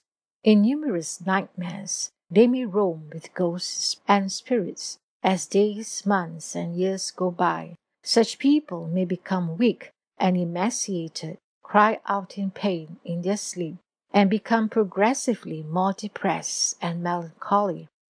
Those things happen when the force of their karma has not yet been determined, making it difficult for them to die and impossible for them to be cured.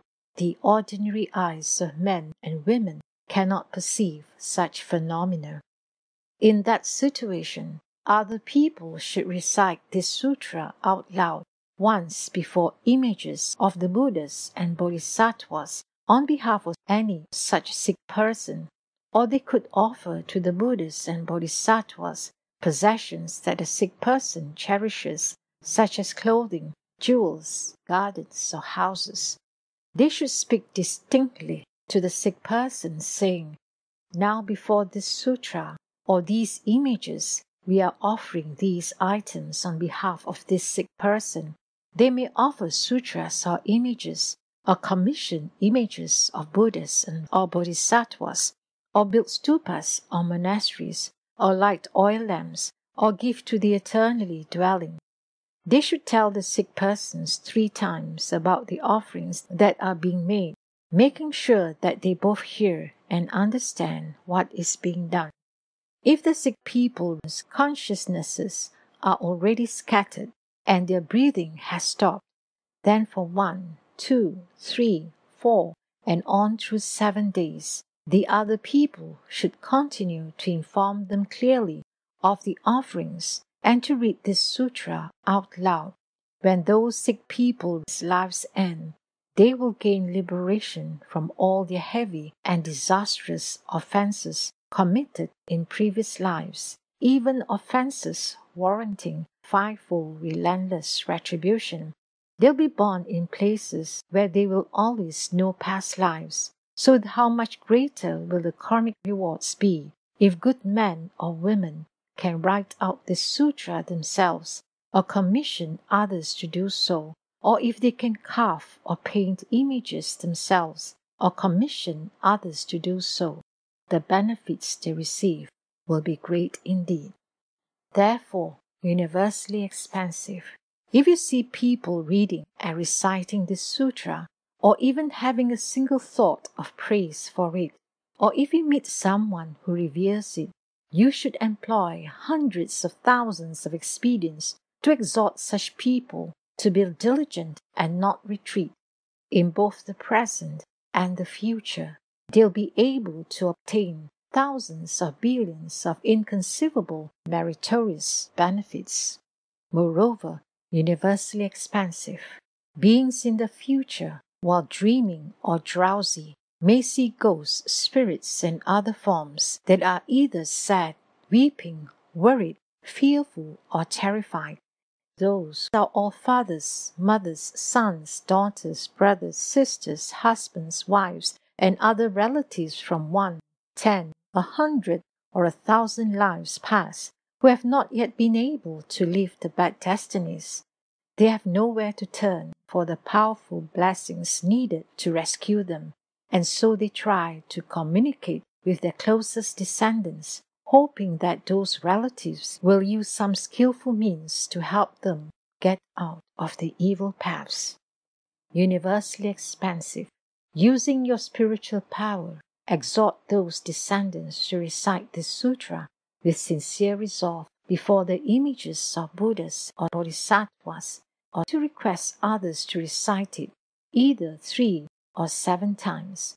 When the sutra has been read aloud the proper number of times, relatives in the evil paths will obtain liberation and never again appear to those who are dreaming or drowsy.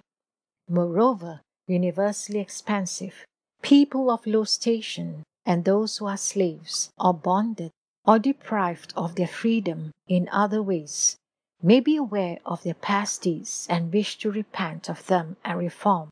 If while beholding and bowing to Earth Store Bodhisattva's image with sincere resolve for 7 days, they are able to recite his name a full 10,000 times, then when their current retribution ends, those people will always be born into wealth and honor for hundreds of thousands of lives. How much the more will they avoid any of the sufferings of the 3 evil paths? Moreover, universally expansive, in the future in Jambudvipa, when the wives of Kshatriyas, Brahmans, elders, and Upasakas of the various families and clans are about to give birth to sons or daughters, the family members should recite this inconceivable sutra and the Bodhisattva's name a full 10,000 times during the 7 days before the birth of those children. If those infants, whether male or female, had been destined to undergo a terrible retribution for things done in past lives, they will be liberated from those retributions. They'll be peaceful, happy, easily raised, and will have long lives. If those children were due to receive blessings, then their peace and happiness will increase, as will their lifespans. Moreover, universally expansive, on the 1st, 8th, 14th, 15th, 18th, 23rd, 24th, 28th, 29th, and 30th days of the lunar month, the offenses of beings are tabulated and their gravity assessed. Every single movement or stirring of thought on the part of beings of Jambudvipa creates karma and offenses. How much more is that the case when they blatantly indulge in killing, stealing, sexual misconduct, false speech, and hundreds of thousands of other kinds of offenses? If they are able to recite this sutra once on those 10 vegetarian days, before the images of Buddhas and Bodhisattvas or worthy ones and sages, that no disasters will occur within the radius of 100 yojanas around them. The relatives of those who reside, both old and young, now and in the future, will be apart from the evil paths throughout hundreds of thousands of years. If they can recite this sutra once on each of these 10 vegetarian days, then there will be no accidents or illnesses in the family, and they will have food and clothing in abundance. Universally expansive. You should know of the beneficial deeds done by Earth Store Bodhisattva as he makes use of his indescribably millions of billions of great awesome spiritual powers. The beings of Jambudvipa have strong affinities with this Bodhisattva. If they hear the Bodhisattva's name, see the Bodhisattva's image, or hear but a few words, a verse, or a sentence of this sutra, they will enjoy particularly wonderful peace and happiness in this present life. Through thousands of millions of future lives, they will always be handsome or beautiful, and they will be born into honorable and wealthy families. Having heard the Buddha thus come one, praise Earth Store Bodhisattva in that way. Universally expansive Bodhisattva knelt, placed his palms together, and again addressed the Buddha, saying, World-honored one, I've long known that this Bodhisattva has both inconceivable spiritual powers and mighty vows. I've questioned the thus come one, so that beings in the future could know of these benefits. I now receive your answer most respectfully. World-honored one, what should the title of the sutra be, and how should we propagate it? The Buddha said to Universally Expansive, This sutra has 3 titles. The first is the past vows of Earth Store Bodhisattva. It is also called Earth Store's past conduct, and also Sutra of the power of Earth Store's past vows.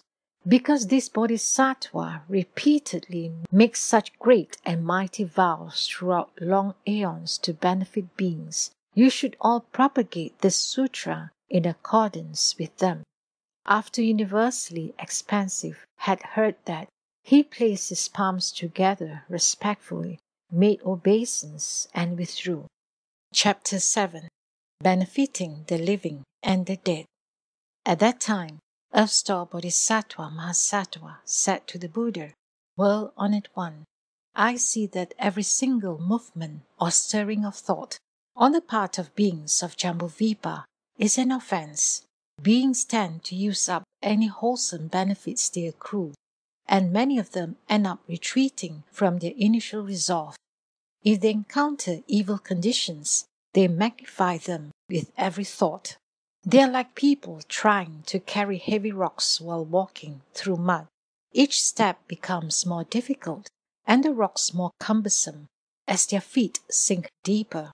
If they meet a mentor, he may be strong enough to lighten or even totally remove their burdens. Helping them thus, the mentor will then advise them to stay on solid ground and be mindful never to go back into that treacherous path. World-honored one, the bad habits of beings range from minor to major.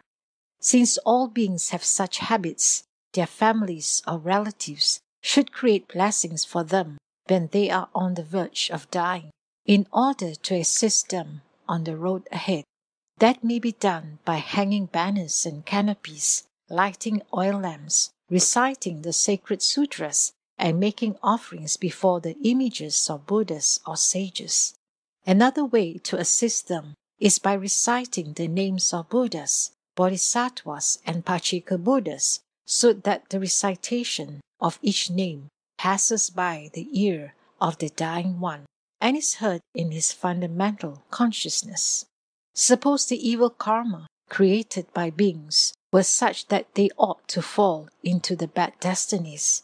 If their relatives cultivate wholesome causes on their behalf when they are close to death, then their manifold offenses can be dissolved.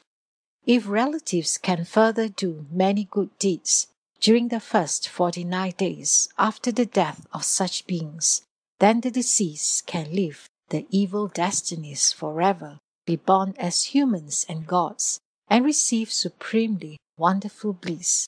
Their surviving relatives will also receive limitless benefits.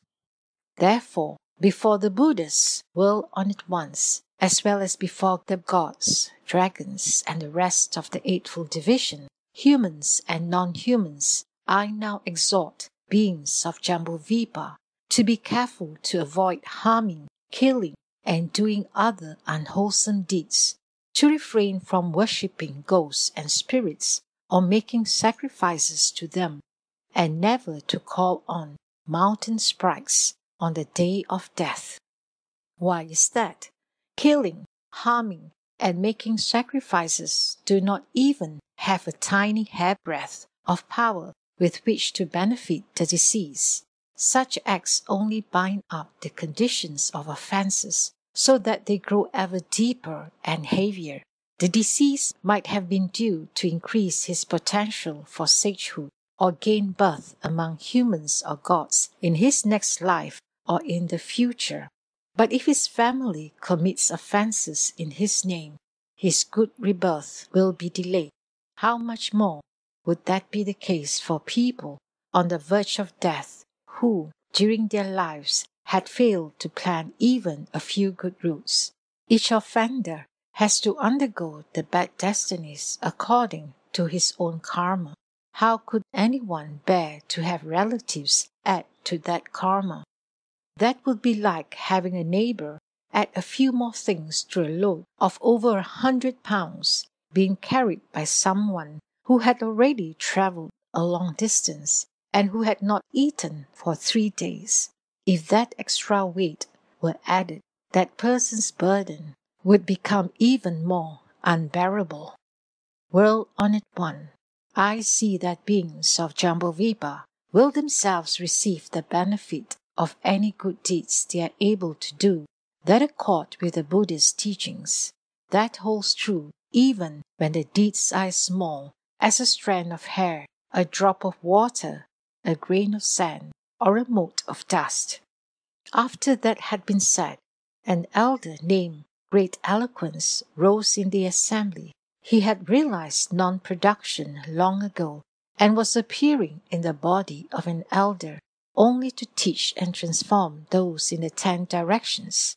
Putting his palms together respectfully, he asked Earth Store Bodhisattva, Great Lord, after people in Jambudvipa die and the close and distant relatives cultivate merit by making vegetarian meal offerings and doing other such good deeds, will the deceased obtain merit and virtue significant enough to bring about their liberation? Earth Store replied, Elder, based on the awesome power of the Buddhas, I will now expound this principle for the sake of beings of the present and future.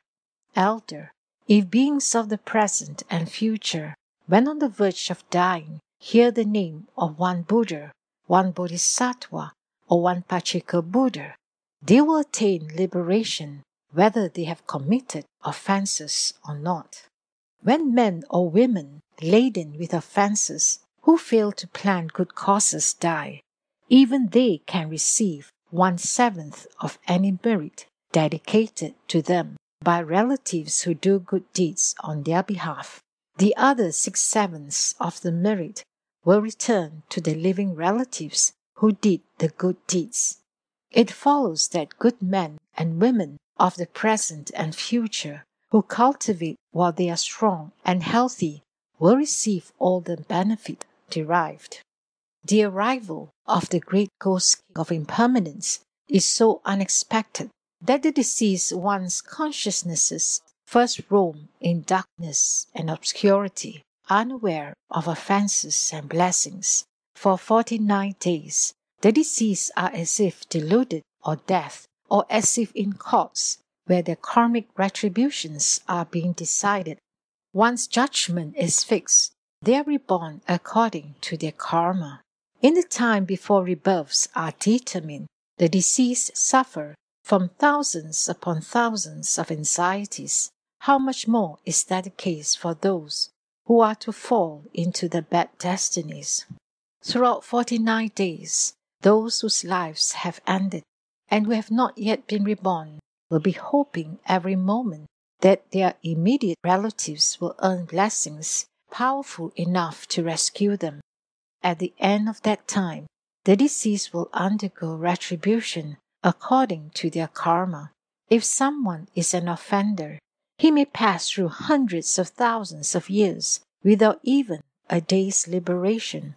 If someone's offenses deserve fivefold relentless retribution, he will fall into the great hells and undergo incessant suffering throughout hundreds of millions of aeons. Moreover, elder, when beings who have committed karmic offenses die, their relatives may prepare vegetarian offerings to aid them on their karmic paths. In the process of preparing the vegetarian meal, and before it has been eaten, rice washing water and vegetable leaves should not be thrown on the ground. Before the food is offered to the Buddhas and the Sangha, no one should eat it. If there is laxness or transgression in this matter, then the deceased will receive no strength from it. But if purity is rigorously maintained in making the offering to the Buddhas and the Sangha, the deceased will receive 1/7 of the merit. Therefore, elder, by performing vegetarian offerings on behalf of deceased fathers, mothers, and other relatives, while making earnest supplication on their behalf, beings of Jambudvipa benefit both the living and the dead. After that was said, thousands of billions of nayutas of ghosts and spirits of Jambudvipa who were in the palace of the Triestina heaven made the unlimited resolve to attain Bodhi. The elder, great eloquence, made obeisance and withdrew. Chapter 8. Praises of Lord Yama and his followers. At that time, from within the Iron Ring Mountain, Lord Yama and his following of infinite ghost kings came before the Buddha in the Triestina heaven. They were the Ghost King Evil Poison, the Ghost King Many Evils, the Ghost King Great Argument, the Ghost King White Tiger, the Ghost King Blood Tiger, the Ghost King Crimson Tiger, the Ghost King Spreading Disaster, the Ghost King Flying Body, the Ghost King Lightning Flash, the Ghost King Wolf Tooth, the Ghost King Thousand Eyes, the Ghost King Animal Eater, the Ghost King Rock Bearer, the Ghost King Lord of Bad News, the Ghost King Lord of Calamities, the Ghost King Lord of Food, the Ghost King Lord of Wealth, the Ghost King Lord of Domestic Animals, the Ghost King Lord of Birds, the Ghost King Lord of Beasts, the Ghost King Lord of Mountain Sprites, the Ghost King Lord of Birth, the Ghost King Lord of Life, the Ghost King Lord of Sickness, the Ghost King Lord of Danger, the Ghost King 3 Eyes, the Ghost King 4 Eyes, the Ghost King 5 Eyes, the Ghost King Chili Shi, the Great Ghost King Chili Shi, the Ghost King Chili Cha, the Great Ghost King Chili Cha, the Ghost King No Cha, the Great Ghost King No Cha, and other such great ghost kings. With them were hundreds of thousands of minor ghost kings who dwelt throughout Jambudvipa, each presiding over certain jurisdictions. Aided by the Buddha's awesome spiritual strength and the power of Earth Store Bodhisattva Mahasattva, all these ghost kings joined Lord Yama in the Triestina heaven, and together they stood to one side.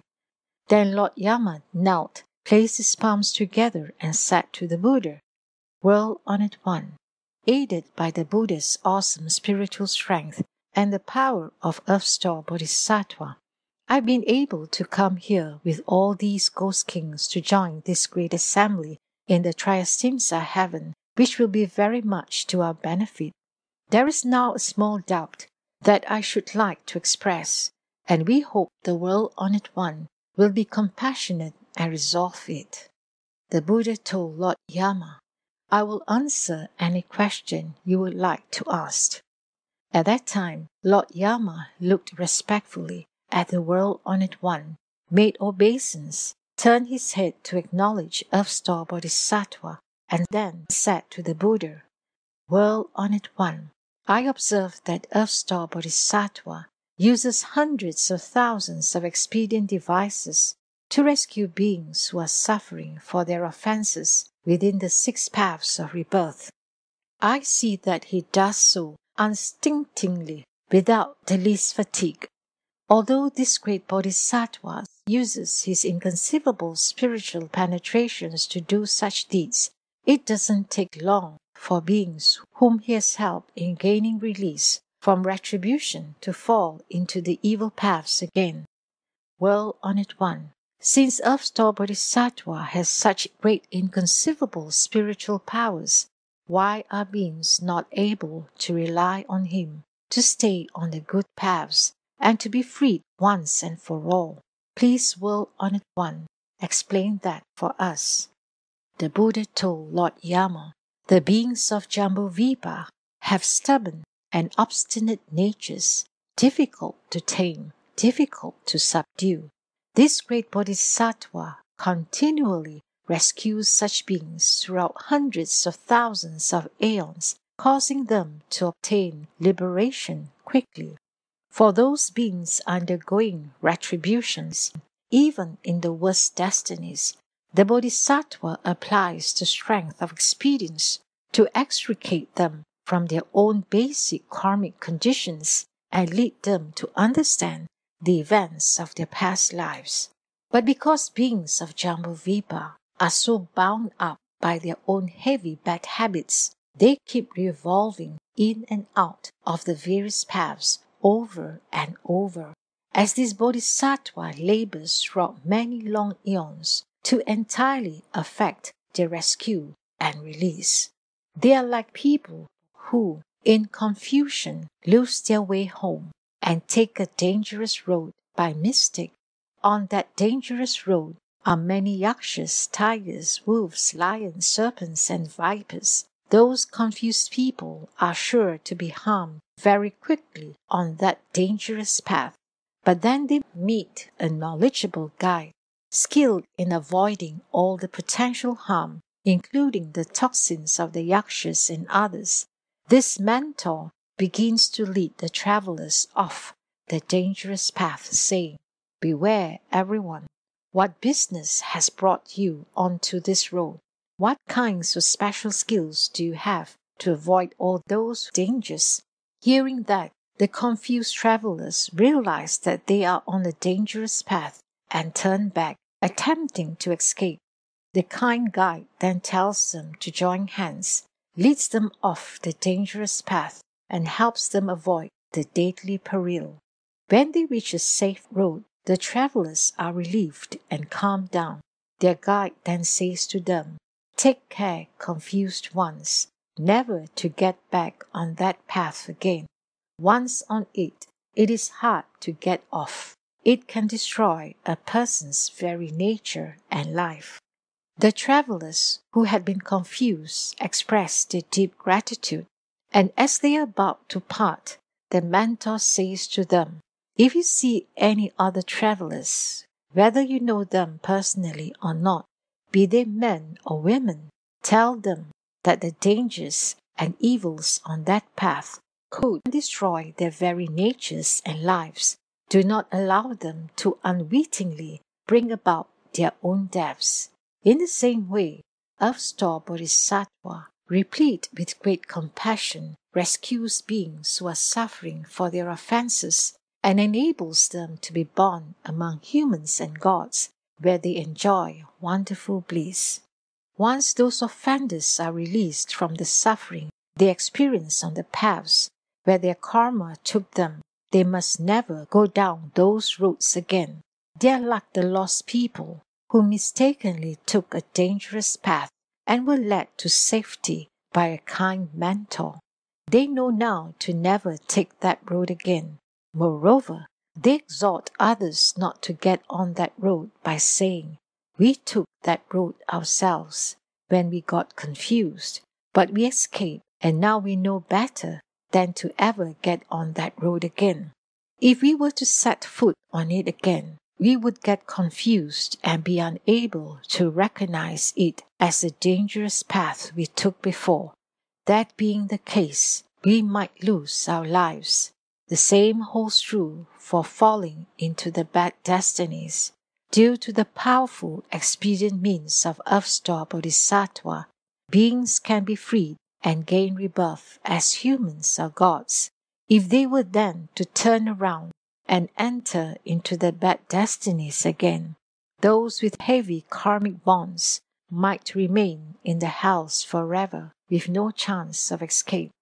At that time, the Ghost King, Evil Poison, placed his palms together respectfully, addressed the Buddha and said, "World-honored one, each of us, countless Ghost Kings of Jambudvipa, bestows benefit or inflicts harm upon beings differently.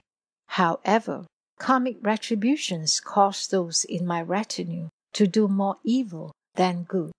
Nonetheless, when we pass by a household, a city, a town, a garden, a cottage, or a hut, where there are men or women who have cultivated as little as a hair's worth of good deeds, even if they have hung up but one banner or one canopy, used a little incense or a few flowers as offerings to images of Buddhas or Bodhisattvas, recited the sacred sutras, or burned incense as an offering to even one sentence or gather in them, we Ghost Kings will respect such people as we would the Buddhas of the past, present, and future.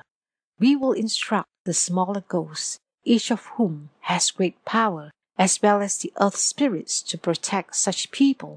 Bad situations, accidents, severe or unexpected illnesses, and all other unwelcome events will not even come near their residences or other places where they may be, much less enter the door."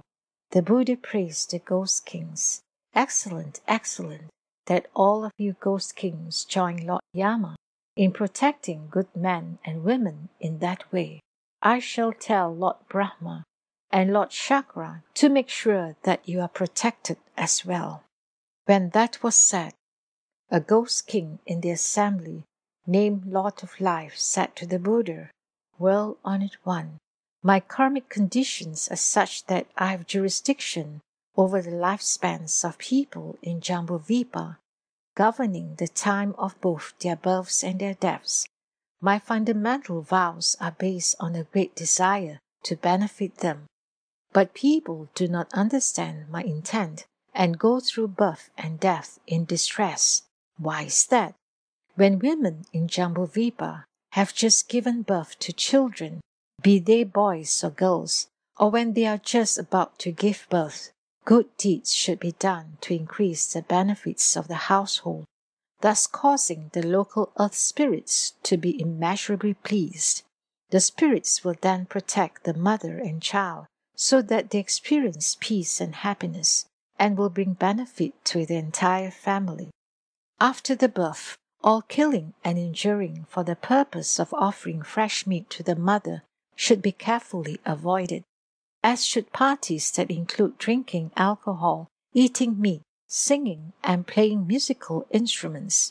All those things can keep the mother and child from being peaceful and happy. Why is that? At the difficult time of birth, uncountable evil ghosts, including mountain sprites, goblins, and certain spirits, desire to eat the strong-smelling blood. I quickly order the local earth spirits of that household to protect the mother and child, allowing them to be peaceful and happy, and to receive other benefits. When people in such households witness those benefits, they should do meritorious deeds to express their gratitude to the earth spirits. If instead they harm and kill and have large gatherings involving feasting and entertainment, then the retributions that result from such offenses will be borne by them and will bring harm to the mother and child as well. Moreover, when people of Jambudvipa are on the verge of death. I wish to keep them from falling into the evil paths, regardless of whether they have done good or evil. But how much is this power of mine to help them increase when they have personally cultivated good roots?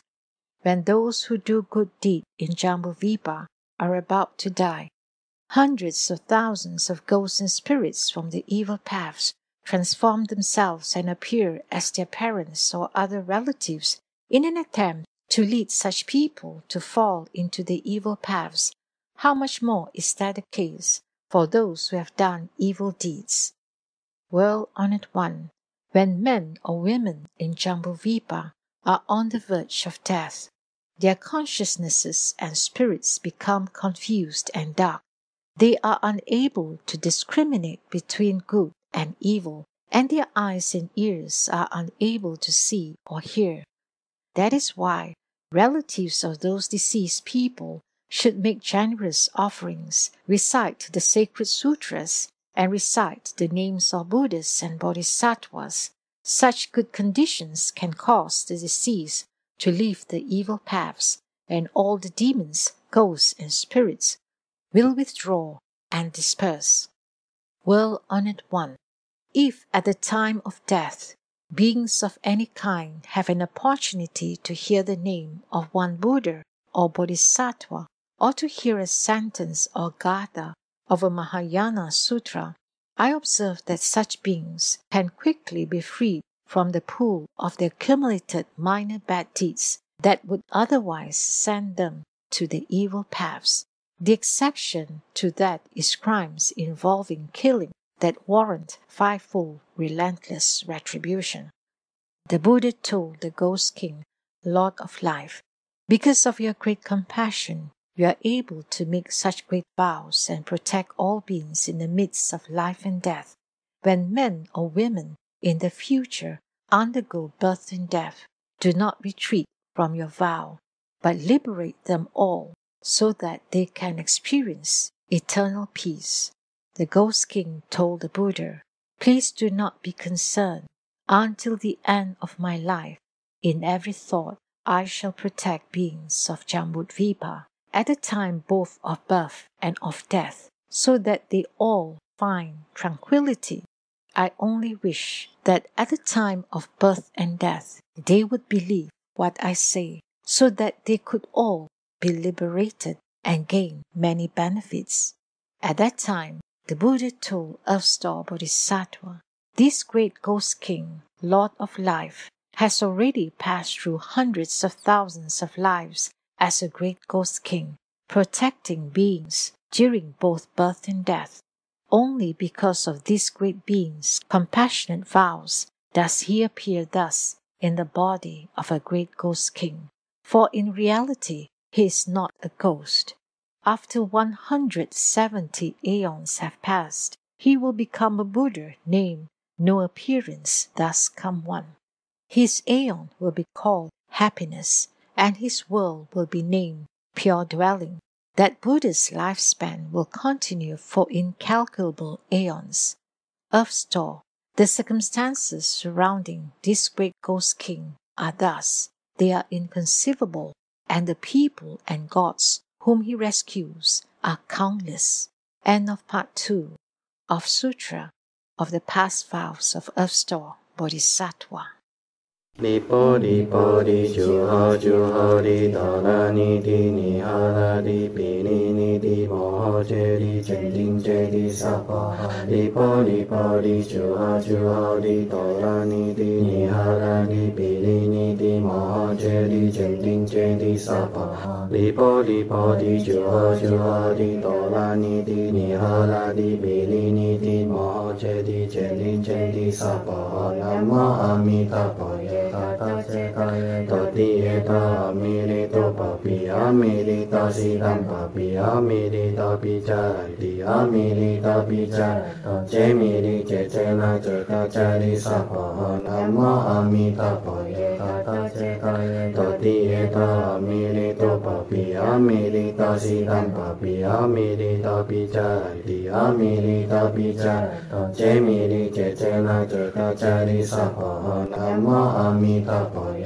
ตาตาเจตาเยตติเยตาอามิริโตปะปิอามิริตาสิตัมปะปิอามิริตาปิจารันติอามิริตาปิจารันตเจมิริเจเจนะเจตาจาริสัพพะนะโมหะระตันนาโตไลเยเจระเจระจิตุจิตุโมไลโมไลปุระหงหะสุตานาหงปะมะระสัพพะนะโมหะระตันนาโตไลเยเจระเจระจิตุจิตุโมไลโมไลปุระหงหะสุตานาหงปะมะระสัพพะนะโมหะระตันนาโตไลเยเจระเจระจิตุจิตุโมไลโมไลปุระหงหะสุตานาหงปะมะระ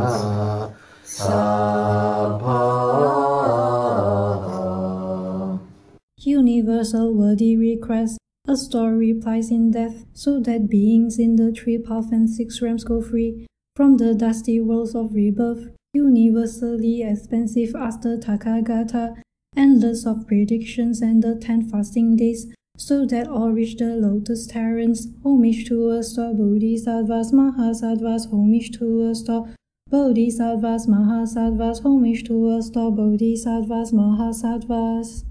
Earth Store Bodhisattva, wonderful beyond compare, go heal in his transformation body. He appears wondrous.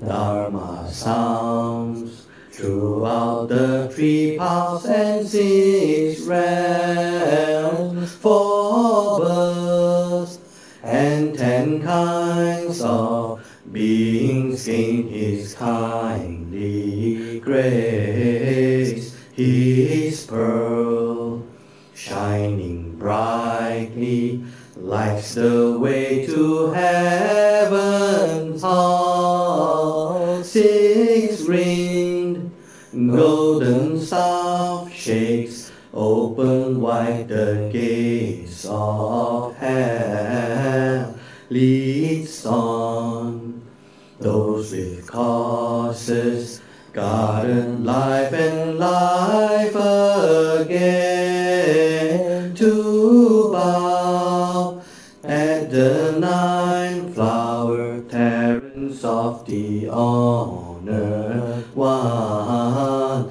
Namo Earth Store, great vows and compassion, Bodhisattva of the dark and dismal worlds, on 9 flower mountain, most honored one.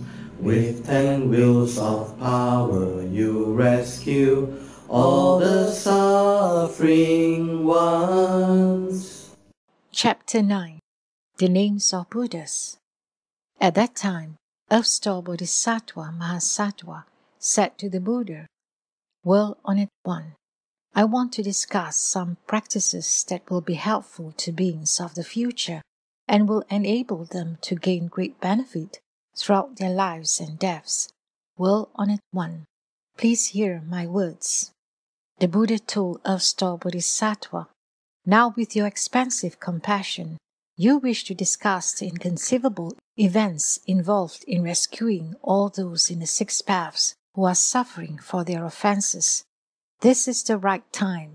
Speak now, since my nirvana is near, so that I may soon help you complete your vows, that neither of us will need to be concerned about beings of the present or future. Earth Store Bodhisattva said to the Buddha, Well-honored one, countless asankhya aeons ago, a Buddha named Boundless Body thus come one, appeared in the world. If men or women hear this Buddha's name and have a momentary thought of respect, those people will overstep the heavy offenses involved in birth and death for 40 aeons. How much more will that be the case for those who sculpt or paint this Buddha's image or praise and make offerings to him? The merit they obtain will be limitless and boundless.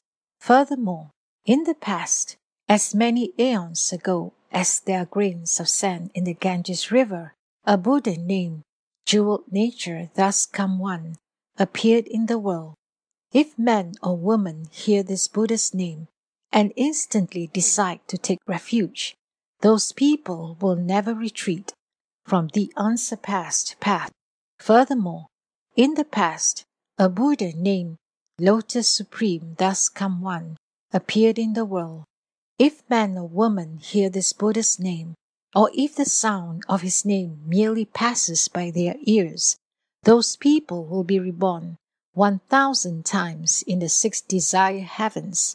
How much more will that be the case if those people sincerely recite the name of that thus come one? Furthermore, in the past, inexpressibly ineffable Asankhya aeons ago, a Buddha named Lion's Roar, thus come one, appeared in the world. If men or women hear this Buddha's name and in a single thought take refuge, those people will encounter numberless Buddhas who will rub the crowns of their heads and bestow predictions of enlightenment upon them. Furthermore, in the past, a Buddha named Krakuchanda appeared in the world. If men or women hear this Buddha's name and sincerely gaze at, worship, or praise him, those people will become great Brahma heaven kings in the assemblies of the 1,000 Buddhas of the worthy aeon, and will there receive superior predictions. Furthermore, in the past, a Buddha named Vipashin appeared in the world. If men or women hear this Buddha's name, those people will eternally avoid falling into the evil paths, will always be born among people or gods, and will abide in supremely wonderful bliss. Furthermore, in the past, as many aeons ago as there are grains of sand in limitless and countless Ganges rivers, a Buddha named Jeweled Victory, thus come one, appeared in the world. If men or women hear this Buddha's name, those people will never fall into the evil paths and will always abide in the heavens, experiencing supremely wonderful bliss. Furthermore, in the past, a Buddha named Jewel Appearance, thus come one, appeared in the world. If men or women hear this Buddha's name and give rise to a thought of respect, those people will soon attain the fruitions of arhatship. Furthermore, limitless Asankhya aeons ago, a Buddha named Kashaya Banner, thus come one, appeared in the world. If men or women hear this Buddha's name, those people will overcome the offenses created throughout 100 great aeons of births and deaths. Furthermore, in the past, a Buddha named Great Penetration, Mountain King, thus come one, appeared in the world. If men or women hear this Buddha's name, those people will encounter as many Buddhas as there are grains of sand in the Ganges. Those Buddhas will speak Dharma extensively for them, making certain that they realize Bodhi. Furthermore, in the past, there are Buddhas named Pure Moon Buddha, Mountain King Buddha, Wise Victory Buddha, Pure Name King Buddha, Accomplished Wisdom Buddha, Unsurpassed Buddha, Wonderful Sound Buddha, Full Moon Buddha, Moon Face Buddha, and indescribably many other Buddhas. World-honored one, beings of the present and future, both gods and humans, both male and female, can amass such limitless merit and virtue by reciting only one Buddha's name. How much more merit will they amass by reciting many names? Those beings will personally obtain benefits in their lives and deaths, significant enough to keep them from ever falling into the evil paths. When people are on the brink of death, a group of their relatives or even just one of them should recite a Buddha's name aloud for the people who are ailing. If they do, the karmic retributions of those people who are about to die will be dissolved, even offenses deserving fivefold relentless retribution.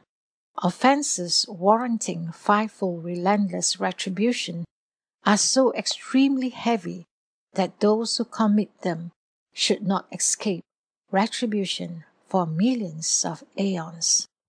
If, however, at the time of such offenders' deaths, someone recites the names of Buddhas on their behalf, then their offenses can gradually be dissolved. How much more will that be the case for beings who recite those names themselves? The merit they create will be limitless and will eradicate measureless offenses. Chapter 10. The Conditions and Comparative Merit and Virtue of Giving. At that time, Earth Store Bodhisattva Mahasattva, based on the Buddha's awesome spiritual strength, rose from his seat, knelt on one knee, placed his palms together and said to the Buddha, "Well-honored one, I've observed beings within the paths of karma and compared their acts of giving. Some do a little and some do a lot. Some receive blessings for 1 life, some for 10 lives, and some receive great blessings and benefits for hundreds of thousands of lives. Why is that? Please, well-honored one, explain that for us." At that time, the Buddha told Earth Store Bodhisattva, "Here in this assembly, in the palace of the Triestina heaven, I will now discuss the comparative merit and virtue derived from acts of giving done by the beings in Jambudvipa. Listen attentively to what I say." Earth Store said to the Buddha, "I've wondered about this matter and will be pleased to listen." The Buddha told Earth Store Bodhisattva, "In Jambudvipa, leaders of nations, prime ministers, high officials, great elders, great Kshatriyas, great Brahmins, and others may encounter those who are poor, hunchbacked, crippled, dumb, mute, deaf, retarded, blind, or handicapped in other ways. Those leaders and good people may wish to give to those unfortunate ones and may be able to do so with great compassion, a humble heart, and a smile. They may arrange to give generously, either personally with their own hands or by arranging for others to do so, using gentle words and sympathetic speech. The blessings and benefits that such leaders and good people will accrue will be comparable to the meritorious virtue derived from giving to as many Buddhas as there are grains of sand in 100 Ganges rivers. Why is that? Those leaders and good people will receive such rewards of blessings and benefits for having shown a greatly compassionate heart toward the most impoverished and handicapped individuals. Throughout hundreds of thousands of lives to come, they will always have an abundance of the 7 gems, not to mention clothing, food, and the necessities of life. Moreover, Earth Store, in the future, the leaders of nations, Brahmins, and others may encounter Buddhist stupas, monasteries, or images of Buddhas, Bodhisattvas, heroes, or Pachika Buddhas, and personally make offerings or give gifts to them. If they do that, each of those leaders and good people will serve as Lord Chakra for a duration of 3 aeons, enjoying supremely wonderful bliss. If they are able to transfer the blessings and benefits of that giving, dedicating it to the Dharma realm, then those leaders of nations and good people will reign as great Brahma heaven kings for 10 aeons. Moreover, Earth Store, in the future, leaders of nations, Brahmins, and others may, upon encountering ancient Buddhist stupas and monasteries or sutras and images that are damaged, decaying, or broken, resolve to restore them. Those leaders and good people may then do so themselves or encourage others as many as hundreds of thousands of people to help and thereby establish affinities. Those leaders and good people will become wheel-turning kings for hundreds of thousands of successive lives, and those who made offerings with them will later be leaders of small nations for as many lives. If they resolve to dedicate that merit before the stupas or monasteries, then based on that limitless and unbounded reward, those leaders, good people, and their helpers will all eventually complete the path to Buddhahood. Moreover, Earth Store, in the future, leaders of nations, Brahmins, and others may have compassionate thoughts upon seeing the old, the sick, or women in childbirth, and may provide them with medicinal herbs, food, drink, and bedding, so as to make them peaceful and comfortable. The blessings and benefits derived from doing that are quite inconceivable.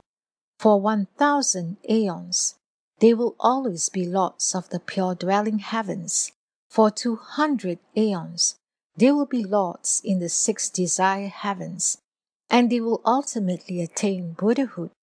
They will never fall into the evil paths, and for hundreds of thousands of lives, they will hear no sounds of suffering.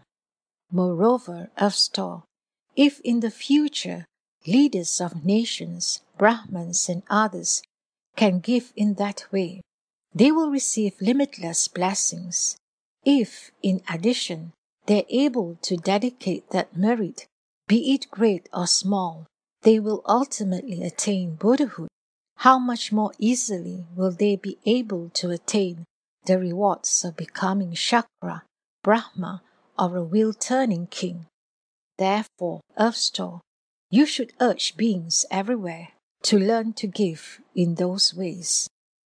Moreover, Earth Store, in the future, if good men or women manage to plant only a few good roots within the Buddha Dharma, equivalent to no more than a strand of hair, a grain of sand, or a mote of dust, they will receive incomparable blessings and benefits. Moreover, Earth Store, in the future, good men or women, upon encountering images of Buddhas, Bodhisattvas, Pachika Buddhas, or wheel-turning kings, may give gifts or make offerings to them. Such persons will obtain limitless blessings and will always enjoy supremely wonderful bliss among people and gods. If they can dedicate that merit to the Dharma realm, their blessings and benefits will be beyond compare.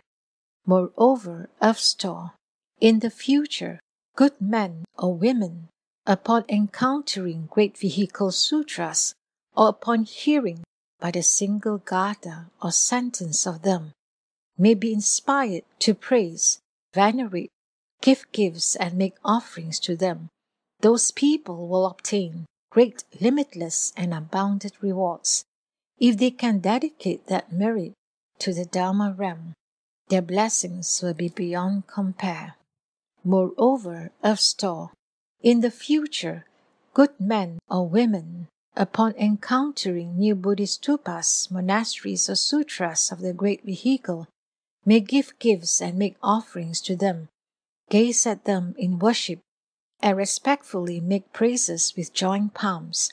Upon encountering old stupas, monasteries, or sutras, or those that have been destroyed or damaged, they may either do the repairing and rebuilding themselves, or encourage others to help them. Those who help will become leaders of small nations for 30 successive lives. The donors themselves will always be wheel-turning kings who will use the good Dharma to teach and transform those leaders of small nations. Moreover, Earth Store, in the future, good men or women may plant good roots in the Buddha Dharma by giving, making offerings, repairing stupas or monasteries, rebinding sutras, or doing other good deeds, amounting to no more than a strand of hair, a mote of dust, a grain of sand, or a drop of water, merely by transferring the merit from such deeds to the Dharma realm. The merit and virtue that those people will create will cause them to enjoy superior and wonderful bliss for hundreds of thousands of lives. But if they dedicate the merit only to their immediate or extended families, or to their own personal benefit, then the rewards received will be only 3 lives of happiness. By giving up one, a 10,000-fold reward is obtained. So it is, Earth Store. The circumstances involved in the causes and conditions of giving are thus. Chapter 11. The Dharma Protection of an Earth Spirit. At that time, the Earth Spirit, firm and stable, addressed the Buddha thus: Well-honored one, since long ago, I have personally beheld and bowed to limitless numbers of bodhisattvas, mahasattvas. All of them have inconceivably great spiritual penetrations and wisdom that they use in taking across vast numbers of beings. Among all the bodhisattvas, Earth Store Bodhisattva Mahasattva has made the deepest and weightiest vows. Well-honored one, Earth Store Bodhisattva has great affinities with beings in Jambudvipa. Manjusri, universal worthy, Samantabhadra, contemplator of the world sounds, Avalokiteshvara, Kuan Yin, and Maitreya also manifest hundreds of thousands of transformation bodies to rescue those in the 6 paths, but their vows will ultimately be fulfilled. Earth Store Bodhisattva keeps renewing his vows to teach and transform beings in the 6 paths throughout aeons as numerous as the number of sand grains in thousands or billions of Ganges rivers. Well-honored one, as I regard beings of the present and future, I see those who make shrines of clay, stone, bamboo, or wood, and set them on pure ground in the southern part of their dwellings. They place within the shrines images of Earth Store Bodhisattva, either sculpted or painted, or made of gold, silver, copper, or iron. Then they burn incense, make offerings, behold, worship, and praise him. By doing those things, such people will receive 10 kinds of benefits. What are those 10? First, their lands will be fertile. Second, their families and homes will always be peaceful. Third, their ancestors will be born in the heavens. Fourth, those of the current generation will enjoy benefits and long lives. Fifth, they will easily obtain what they want. Sixth, they will not encounter disasters of water and fire. Seventh, they will avoid unforeseen calamities. Eighth, they will never have nightmares. Ninth, they will be protected by spirits in their daily comings and goings. 10th, they will create many causes that lead to sagehood. Well-honored one, beings of the present and future who make offerings in their homes in the prescribed manner will attain benefits like those. He further said to the Buddha, Well-honored one, good men or women in the future may keep this sutra and an image of the Bodhisattva where they live. Furthermore, they may recite the sutra and make offerings to the Bodhisattva. I shall constantly use my own spiritual powers day and night to guard and protect those who do that from disasters, including floods, fire, robbery and theft, major calamities and minor accidents. The Buddha told the Earth Spirit, firm and stable, there are few spirits who can match your great spiritual power. Why do I say that? All the lands in Jambudvipa receive your protection. All the grasses, woods, sands, stones, paddy fields, hemp, bamboo, reeds, grains, rice, and gems come forth from the earth because of your power. Moreover, your constant praising of the beneficial deeds of Earth Store Bodhisattva makes your meritorious virtue and spiritual penetrations hundreds of thousands of times greater than those of ordinary earth spirits.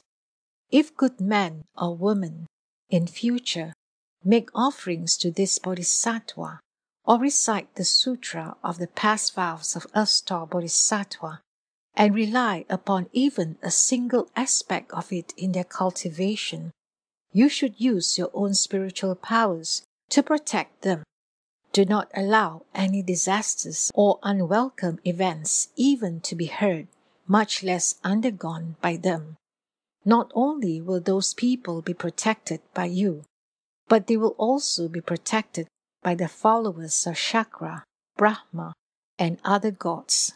Why will they receive protection from sages and worthies such as those? It will be due to their having beheld and worshipped an image of Earth Store Bodhisattva, and from having recited the Sutra of his past vows. Such people will quite naturally be able to leave the sea of suffering and will ultimately be certified to the bliss of nirvana. For those reasons, they will receive great protection. Chapter 12. Benefits derived from seeing and hearing. At that time, the World-Honored One emitted millions or billions of great rays of light from the crown of his head.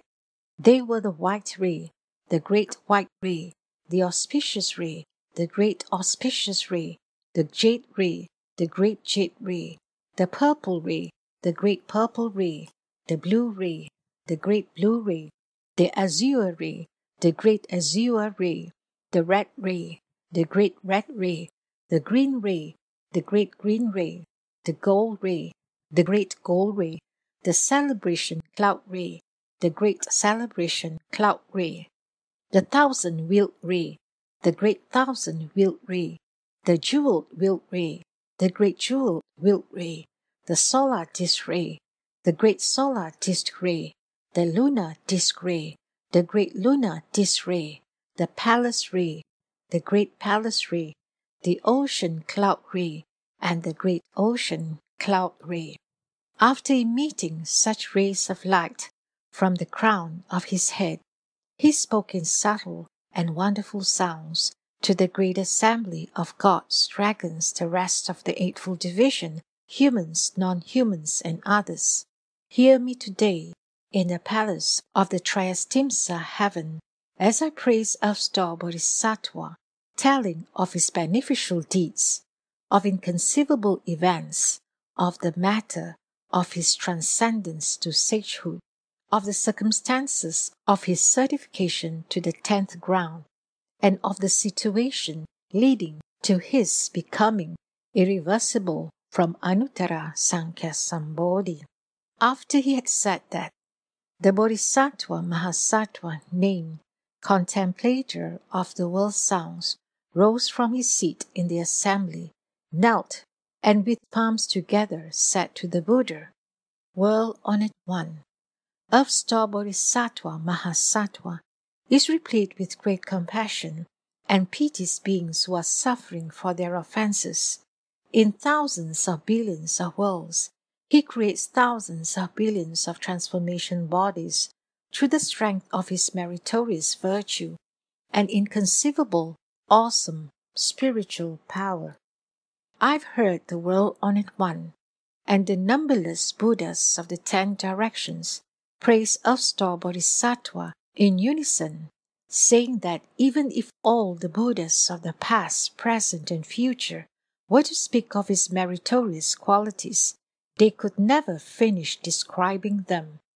Upon hearing the World-Honored One tell the great assembly that he now wants to praise Earth Store Bodhisattva's beneficial deeds and so forth, I am beseeching the World-Honored One to praise the inconceivable events pertaining to Earth Store Bodhisattva for the sake of beings of the present and future, and to cause the gods, dragons, and the rest of the Eightfold Division to gaze at him in worship and obtain blessings.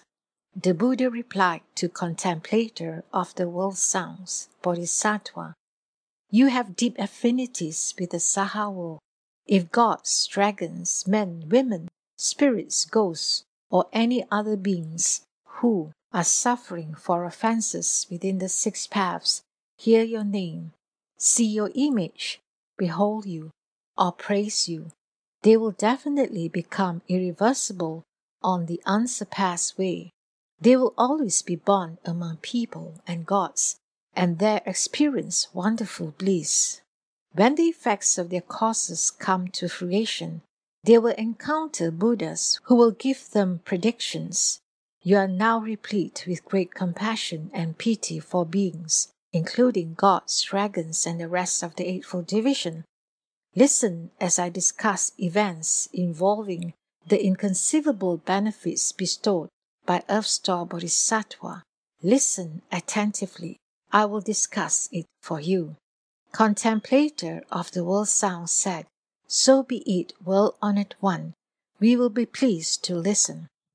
The Buddha told the Bodhisattva, contemplator of the world sounds, in worlds of the present and future, gods whose heavenly blessings are ending may be manifesting the 5 signs of decay, indicating that they may be about to fall into the evil paths.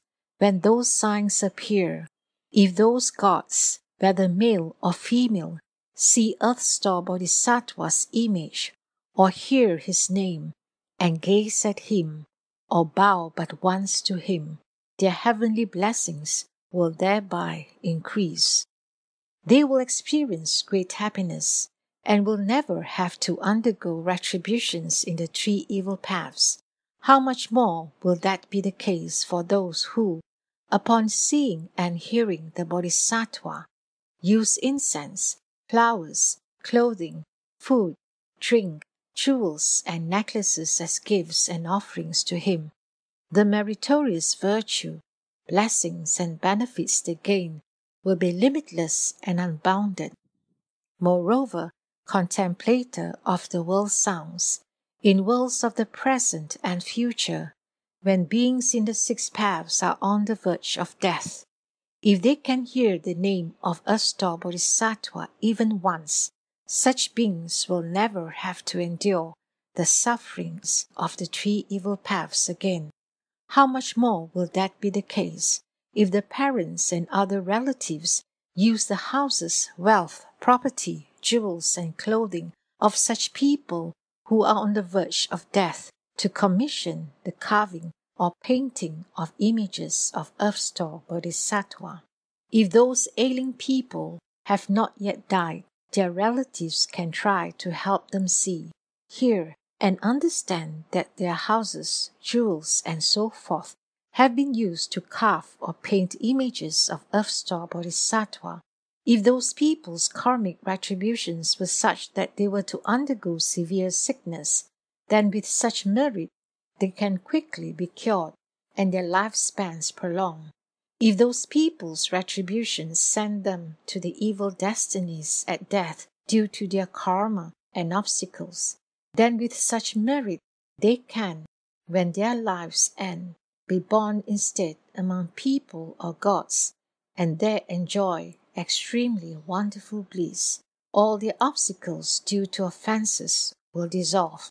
Moreover, contemplator of the world sounds Bodhisattva, in the future, men or women may lose their fathers, mothers, brothers, or sisters while still infants or as youngsters. As adults, such people may think about those parents and other relatives, not knowing into what paths or worlds or heavens they have been reborn.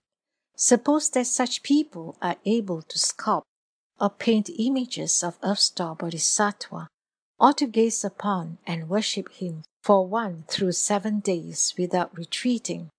Thus, upon hearing his name and seeing his image, they gaze at him in worship and make offerings. If such people's relatives had fallen into bad paths and were destined to remain there for many aeons, those relatives would quickly gain release, be born among people or gods, and experience supremely wonderful bliss. That will happen because of the meritorious virtue, generated by their sons, daughters, brothers, or sisters who carved or painted images of Earth Store Bodhisattva and then gazed upon and worshipped them. If such people's relatives have already been born among people or gods on the strength of their own blessings and are already experiencing supremely wonderful bliss, then upon receiving that additional merit, their causes pertaining to sagehood will increase and they will experience limitless bliss. If such people are able to behold and worship images of Earth Store Bodhisattva single-mindedly for 3 weeks, reciting his name a full 10,000 times, the Bodhisattva may then manifest a boundless body and describe to those people the realms into which their relatives have been born. Or in their dreams, the Bodhisattva may manifest great spiritual powers and personally lead them to those worlds to see their relatives. If they can further recite the Bodhisattva's name 1,000 times a day, every day for 1,000 days, the Bodhisattva will order the ghosts and earth spirits in the vicinity of such people to guard and protect them for their entire lives. In this world, their clothing and food will be abundant, and they will have no suffering from sickness or other causes. No accidents will occur in their households, much less affect them personally. Finally, the Bodhisattva will rub the crowns of their heads and bestow predictions upon them. Moreover, contemplator of the world sounds Bodhisattva, in the future, good men or women may want to practice great compassion in rescuing beings, may want to cultivate unsurpassed bodhi, and may want to leave the triple world. Those people may see Earth Store Bodhisattva's image, hear his name, and in their hearts take refuge with him. They may use incense, flowers, clothing, jewels, food, and drink to make offerings while beholding and worshipping him. Such good people's wishes will quickly be fulfilled, and they will never have any further obstructions. Moreover, contemplator of the world sounds Bodhisattva, in the future, good men and women may want to fulfill millions or billions of vows and to succeed in as many undertakings both in the present and the future. They need only take refuge with, gaze upon, worship, make offerings to, and praise images of Earth Store Bodhisattva. In this way, their vows and goals can all be realized. Moreover, they may hope that Earth Store Bodhisattva, being endowed with great compassion, will always protect them. In dreams, the Bodhisattva will rub the crowns of their heads and bestow predictions upon them. Moreover, contemplator of the world sounds Bodhisattva, in the future, good men and women may have high regard for the great vehicle sutras and make the inconceivable resolve to read them and to recite them from memory. They may then encounter a bright master who instructs them so that they can become familiar with the texts, but as soon as they learn them, they forget them. They may try for months or years and yet still be unable to read or recite them from memory. Because those good men and women have karmic obstructions from past lives that have not yet been dissolved, they are unable to read and memorize sutras of the great vehicle. Upon hearing Earth Store Bodhisattva's name or seeing his image, such people should, with deep respect and honesty, state their situation to the Bodhisattva. In addition, they should use incense, flowers, clothing, food, and drink, and other beloved material objects to make offerings to the Bodhisattva. They should place a bowl of pure water before the Bodhisattva for 1 day and 1 night. Afterwards, joining their palms together, they should state their request, and then, while facing south, prepare to drink the water. As the water is about to enter their mouths, they should be particularly sincere and solemn. After drinking the water, they should abstain from the 5 pungent plants, wine, meat, improper sexual activity, false speech, and all killing and harming for 1 to 3 weeks. In dreams, those good men and women may then see Earth Store Bodhisattva manifesting a boundless body and anointing the crowns of their heads with water. When they awaken, they may be endowed with keen intelligence. Upon hearing this sutra but one time, they will eternally remember it and never forget or lose a single sentence or verse. Moreover, contemplator of the world sounds Bodhisattva, in the future, there may be people whose food and clothing are insufficient, who find their efforts thwarted, who endure much sickness or misfortune, whose families are not peaceful, whose relatives are scattered, who are accident-prone, or who are often startled in their sleep by dreams.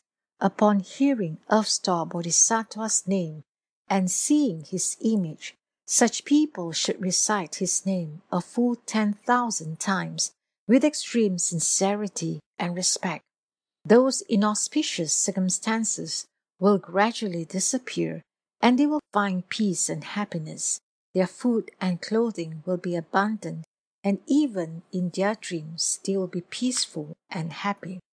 Moreover, contemplator of the world sounds Bodhisattva, in the future, good men or women may have to enter mountain forests, cross rivers, seas, or other large bodies of water, or take dangerous roads, either for the sake of earning their own livelihood or for public or personal affairs, matters of life and death, or other urgent business. Such people should first recite the name of Earth Store Bodhisattva a full 10,000 times. The ghosts and spirits of the lands they pass through will then guard and protect them in their walking, standing, sitting, and lying down. The peace and happiness of those people will constantly be preserved, so that even if they encounter tigers, wolves, lions, or any other harmful or poisonous creatures, they will not be harmed. The Buddha told contemplator of the world sounds Bodhisattva, Earth Store Bodhisattva has deep affinities with beings in Jambudvipa.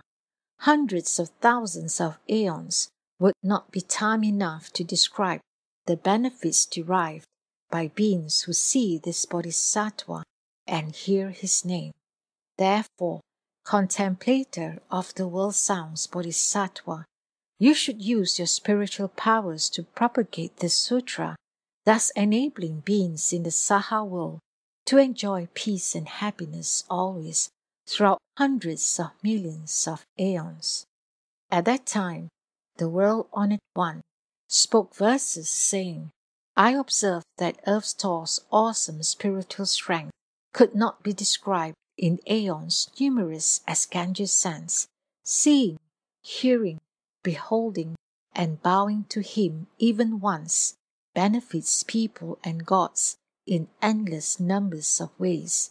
Men and women, gods and dragons, near the end of their rewards and doomed to fall into the evil paths, can sincerely take refuge with this great being, thereby lengthening their lives and dispelling offenses. Sometimes youngsters lose their kind and loving parents and do not know what paths they are now on. Quite often, lost brothers, sisters, and other kin were never known to their surviving relatives. By sculpting or painting this Bodhisattva's image, and then besieging, gazing at, and bowing to him, and holding his name in mind a full 3 weeks, those relatives may see the Bodhisattva's body. The Bodhisattva may show them where those kin were born, and even quickly free those in bad destinies. If those praying can sustain their initial resolve, crowns may be rubbed, sagely predictions given. Those determined to cultivate unsurpassed bodhi and escape the suffering here in the triple world should let their greatly compassionate hearts unfold as they first behold and bow to this great being. Then every vow they make will soon be fulfilled, and no bad karma will ever hinder or stop them. Some people may resolve to read the Sutra text, hoping to help confused beings reach the other shore. Although the vows they make are quite remarkable, try as they may, they cannot remember what they read. Because of their karmic obstacles and delusions, those people cannot memorize the Mahayana Sutras, but they can offer scents and flowers to Earth Store and give him clothes, food, and other special things. They can set pure water on the Bodhisattva's altar, leaving it there a day and night before they drink it. They should rigorously abstain from pungent plants, alcohol, meat, improper sex, and false speech. For 3 weeks they should not kill any creature while being mindful of the name of that great being. Then in a dream, their vision may become boundless. Awakening, they may find that they now have keen ears. After that, when they hear the teachings of the sutras, they will never forget them for thousands of lives. How inconceivable is this bodhisattva in helping people like that gain such wisdom. Beings may be impoverished or plagued with disease. Their homes may be troubled, their relatives scattered. They may find no peace even in sleep or dreams. Their efforts may be totally thwarted. But beholding and bowing to Earth Store's image can cause all those evils to simply disappear. Dreams will become entirely peaceful, food and clothes ample, spirits and ghosts now guardians. When people need to pass through mountain forests, cross the seas, or go among evil birds and beasts, evil people, evil spirits, evil ghosts, and even evil winds, or to put themselves in other difficult situations, they need only gaze in worship and make offerings to an image of the mighty Earth Store Bodhisattva. In response, all the evils in those mountain forests and on those vast seas will simply disappear. Contemplator of sounds, listen well to what I say. Earth Store Bodhisattva is an unending wonder. Hundreds of millions of aeons is time to breathe, to fully describe the powers of this great being. If people can but hear the name Earth Store, bow to his image, revere and worship him, offer incense, flowers, clothes, food, and drink, such acts will bring them thousands of joys.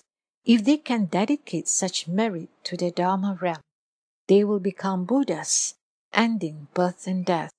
Contemplator of sounds, know this well, and tell everyone everywhere in lands as many as Ganges sands. Chapter 13. The Entrustment of People and Gods. At that time, the World-Honored One extended his gold-colored arm and again rubbed the crown of the head of Earth Store Bodhisattva Mahasattva, saying, Earth Store, your spiritual powers, compassion, wisdom, and eloquence are inconceivable.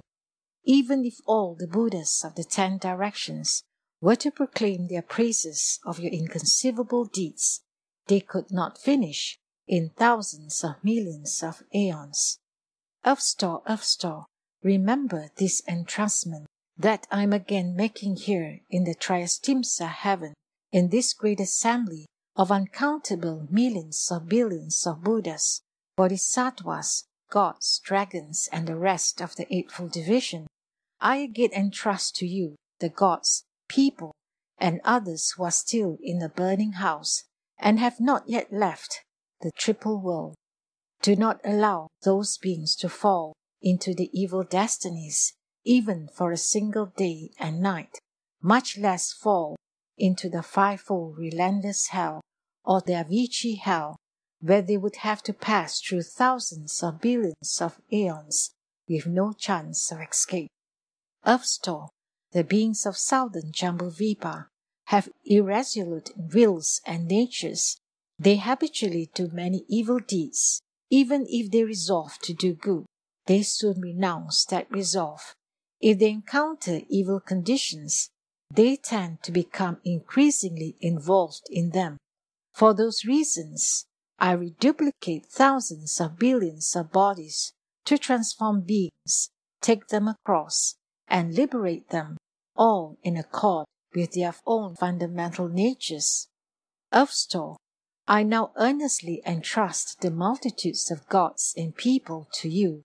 If in the future, among gods and people, there are good men or women who plant a few good roots in the Buddha Dharma, be they as little as a strand of hair, a mote of dust, a grain of sand, or a drop of water, then you should use your powers in the way to protect them so that they gradually cultivate the unsurpassed way and do not get lost or retreat from it. Moreover, Earth Store, in the future, gods or people, according to the responses of their karmic retributions, may be due to fall into the evil destinies. They may be on the brink of falling away, or may already be at the very gates to those paths. But if they can recite the name of one Buddha or Bodhisattva, or a single sentence or verse of a great vehicle sutra, then you should use your spiritual powers to rescue them with expedient means. Display a boundless body in the places where they are, smash their hells and lead them to be born in the heavens and to experience supremely wonderful bliss. At that time, the World-Honored One spoke in verses saying, I am entrusting to your care the multitudes of gods and people, both now and in the future. Use spiritual powers and expedients to save them. Do not allow them to fall into the evil destinies. At that time, Earth Store Bodhisattva Mahasattva knelt on one knee, joined his palms together and said to the Buddha, I beg the World-Honored One not to be concerned. In the future, if good men or women have a single thought of respect for the Buddha Dharma, I shall use hundreds of thousands of expedients to take them across and free them. They will quickly be liberated from birth and death. How much more will that be the case for those who, having heard about all these good matters, are inspired to cultivate? Those people will naturally become irreversible from the unsurpassed way.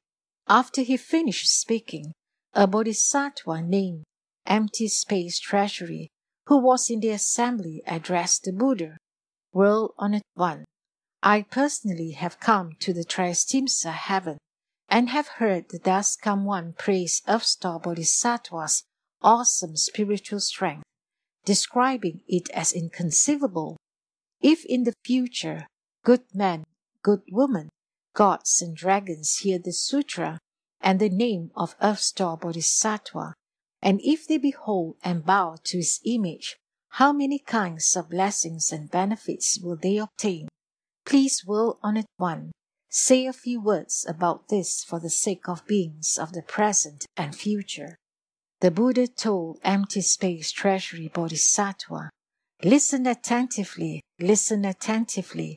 I shall enumerate them and describe them to you. Good men or women in the future may see images of Earth Store Bodhisattva and hear the sutra or read or recite it. They may use incense, flowers, food and drink, clothing and gems to give gifts and make offerings to him. They may praise, behold, and bow to him. Such beings will benefit in 28 ways. First, they will be protected by gods and dragons. Second, their good roots will increase daily. Third, they will amass supreme causes pertaining to sagehood. Fourth, they will not retreat from Bodhi.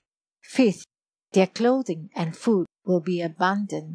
Sixth, they will never succumb to epidemics. 7. They will escape calamities involving fire and water. 8. They will never be threatened by thieves. 9th, they'll be respected by all who see them. 10th, they'll be aided by ghosts and spirits. 11th, women who want to can be reborn as men.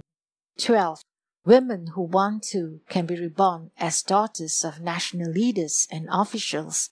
13, they will have upright appearances. 14, they'll often be born in the heavens. 15, they may be emperors or national leaders. 16, they will have the wisdom to know past lives. 17, they will obtain whatever they seek. 18, their families will be happy. 19th, they will never undergo any disasters. 20th, they will leave the bad karmic paths forever. 21st, they will always reach their destination. 22nd, their dreams will be peaceful and happy. 23rd, their deceased relatives will leave suffering behind. 24th, they will enjoy blessings earned in previous lives. 25th, they will be praised by sages. 26th, they will be intelligent and have keen faculties. 27th, they'll be magnanimous and empathetic. 28th, they will ultimately realize Buddhahood. Moreover, empty space treasury Bodhisattva, if gods, dragons, or spirits of the present or future hear Earth Store's name, bow to Earth Store's image, or hear of Earth Store's past vows and the events of his practices, and then praise, behold, and bow to him, they will benefit in 7 ways. First, they will quickly ascend to levels of sagehood. Second, their evil karma will dissolve. Third, all Buddhas will protect and be near them. Fourth, they will not retreat from Bodhi. Fifth, their inherent powers will increase. Sixth, they will know past lives. Seventh, they will ultimately realize Buddhahood.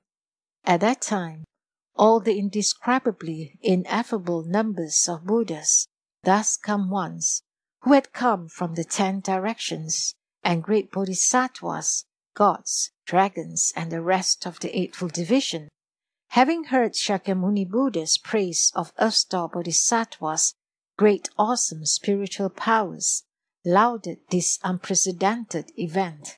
Following that, incense, flowers, heavenly garments, and pearl necklaces rained down in the Triestina heaven as offerings to Shakyamuni Buddha and Earth Store Bodhisattva, and everyone in the assembly joined together in gazing at and making obeisance to the Buddha and Bodhisattva.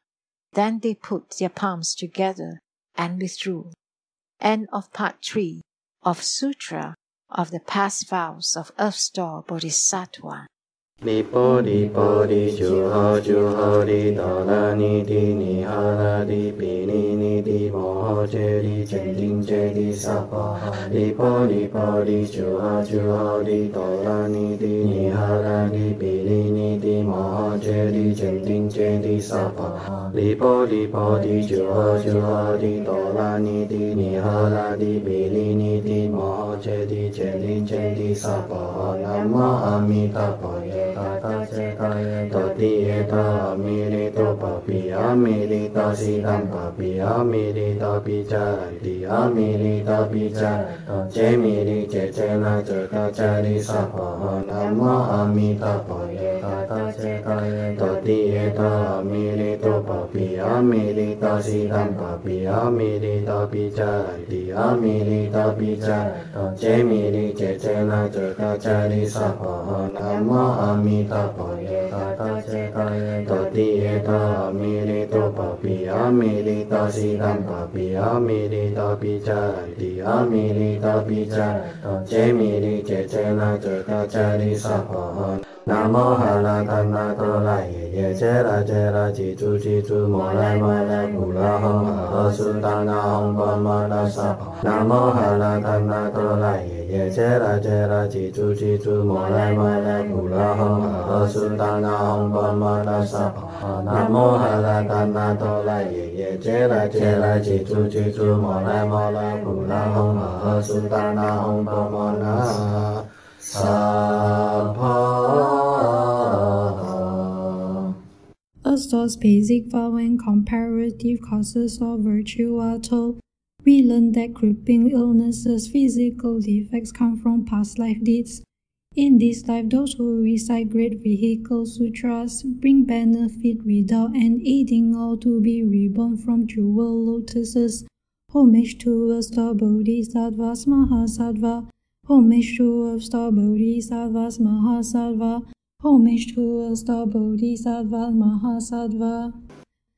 Earth Store Bodhisattva, wonderful beyond compare, go heal in his transformation body. He appears wondrous, Dharma sounds throughout the 3 paths and 6 realms, 4 births and 10 kinds of beings gain his kindly grace. His pearl, shining brightly, lights the way to heaven's hall. 6-ringed golden staff shakes open wide the gates of hell, leads on those with causes, garden life and life again, to bow at the 9 flower terrace of the honored one. Namo Earth Store, great vows and compassion, Bodhisattva of the dark and dismal worlds, on 9 flower mountain, most honored one. With 10 wheels of power you rescue all the suffering ones. Verse of Transference.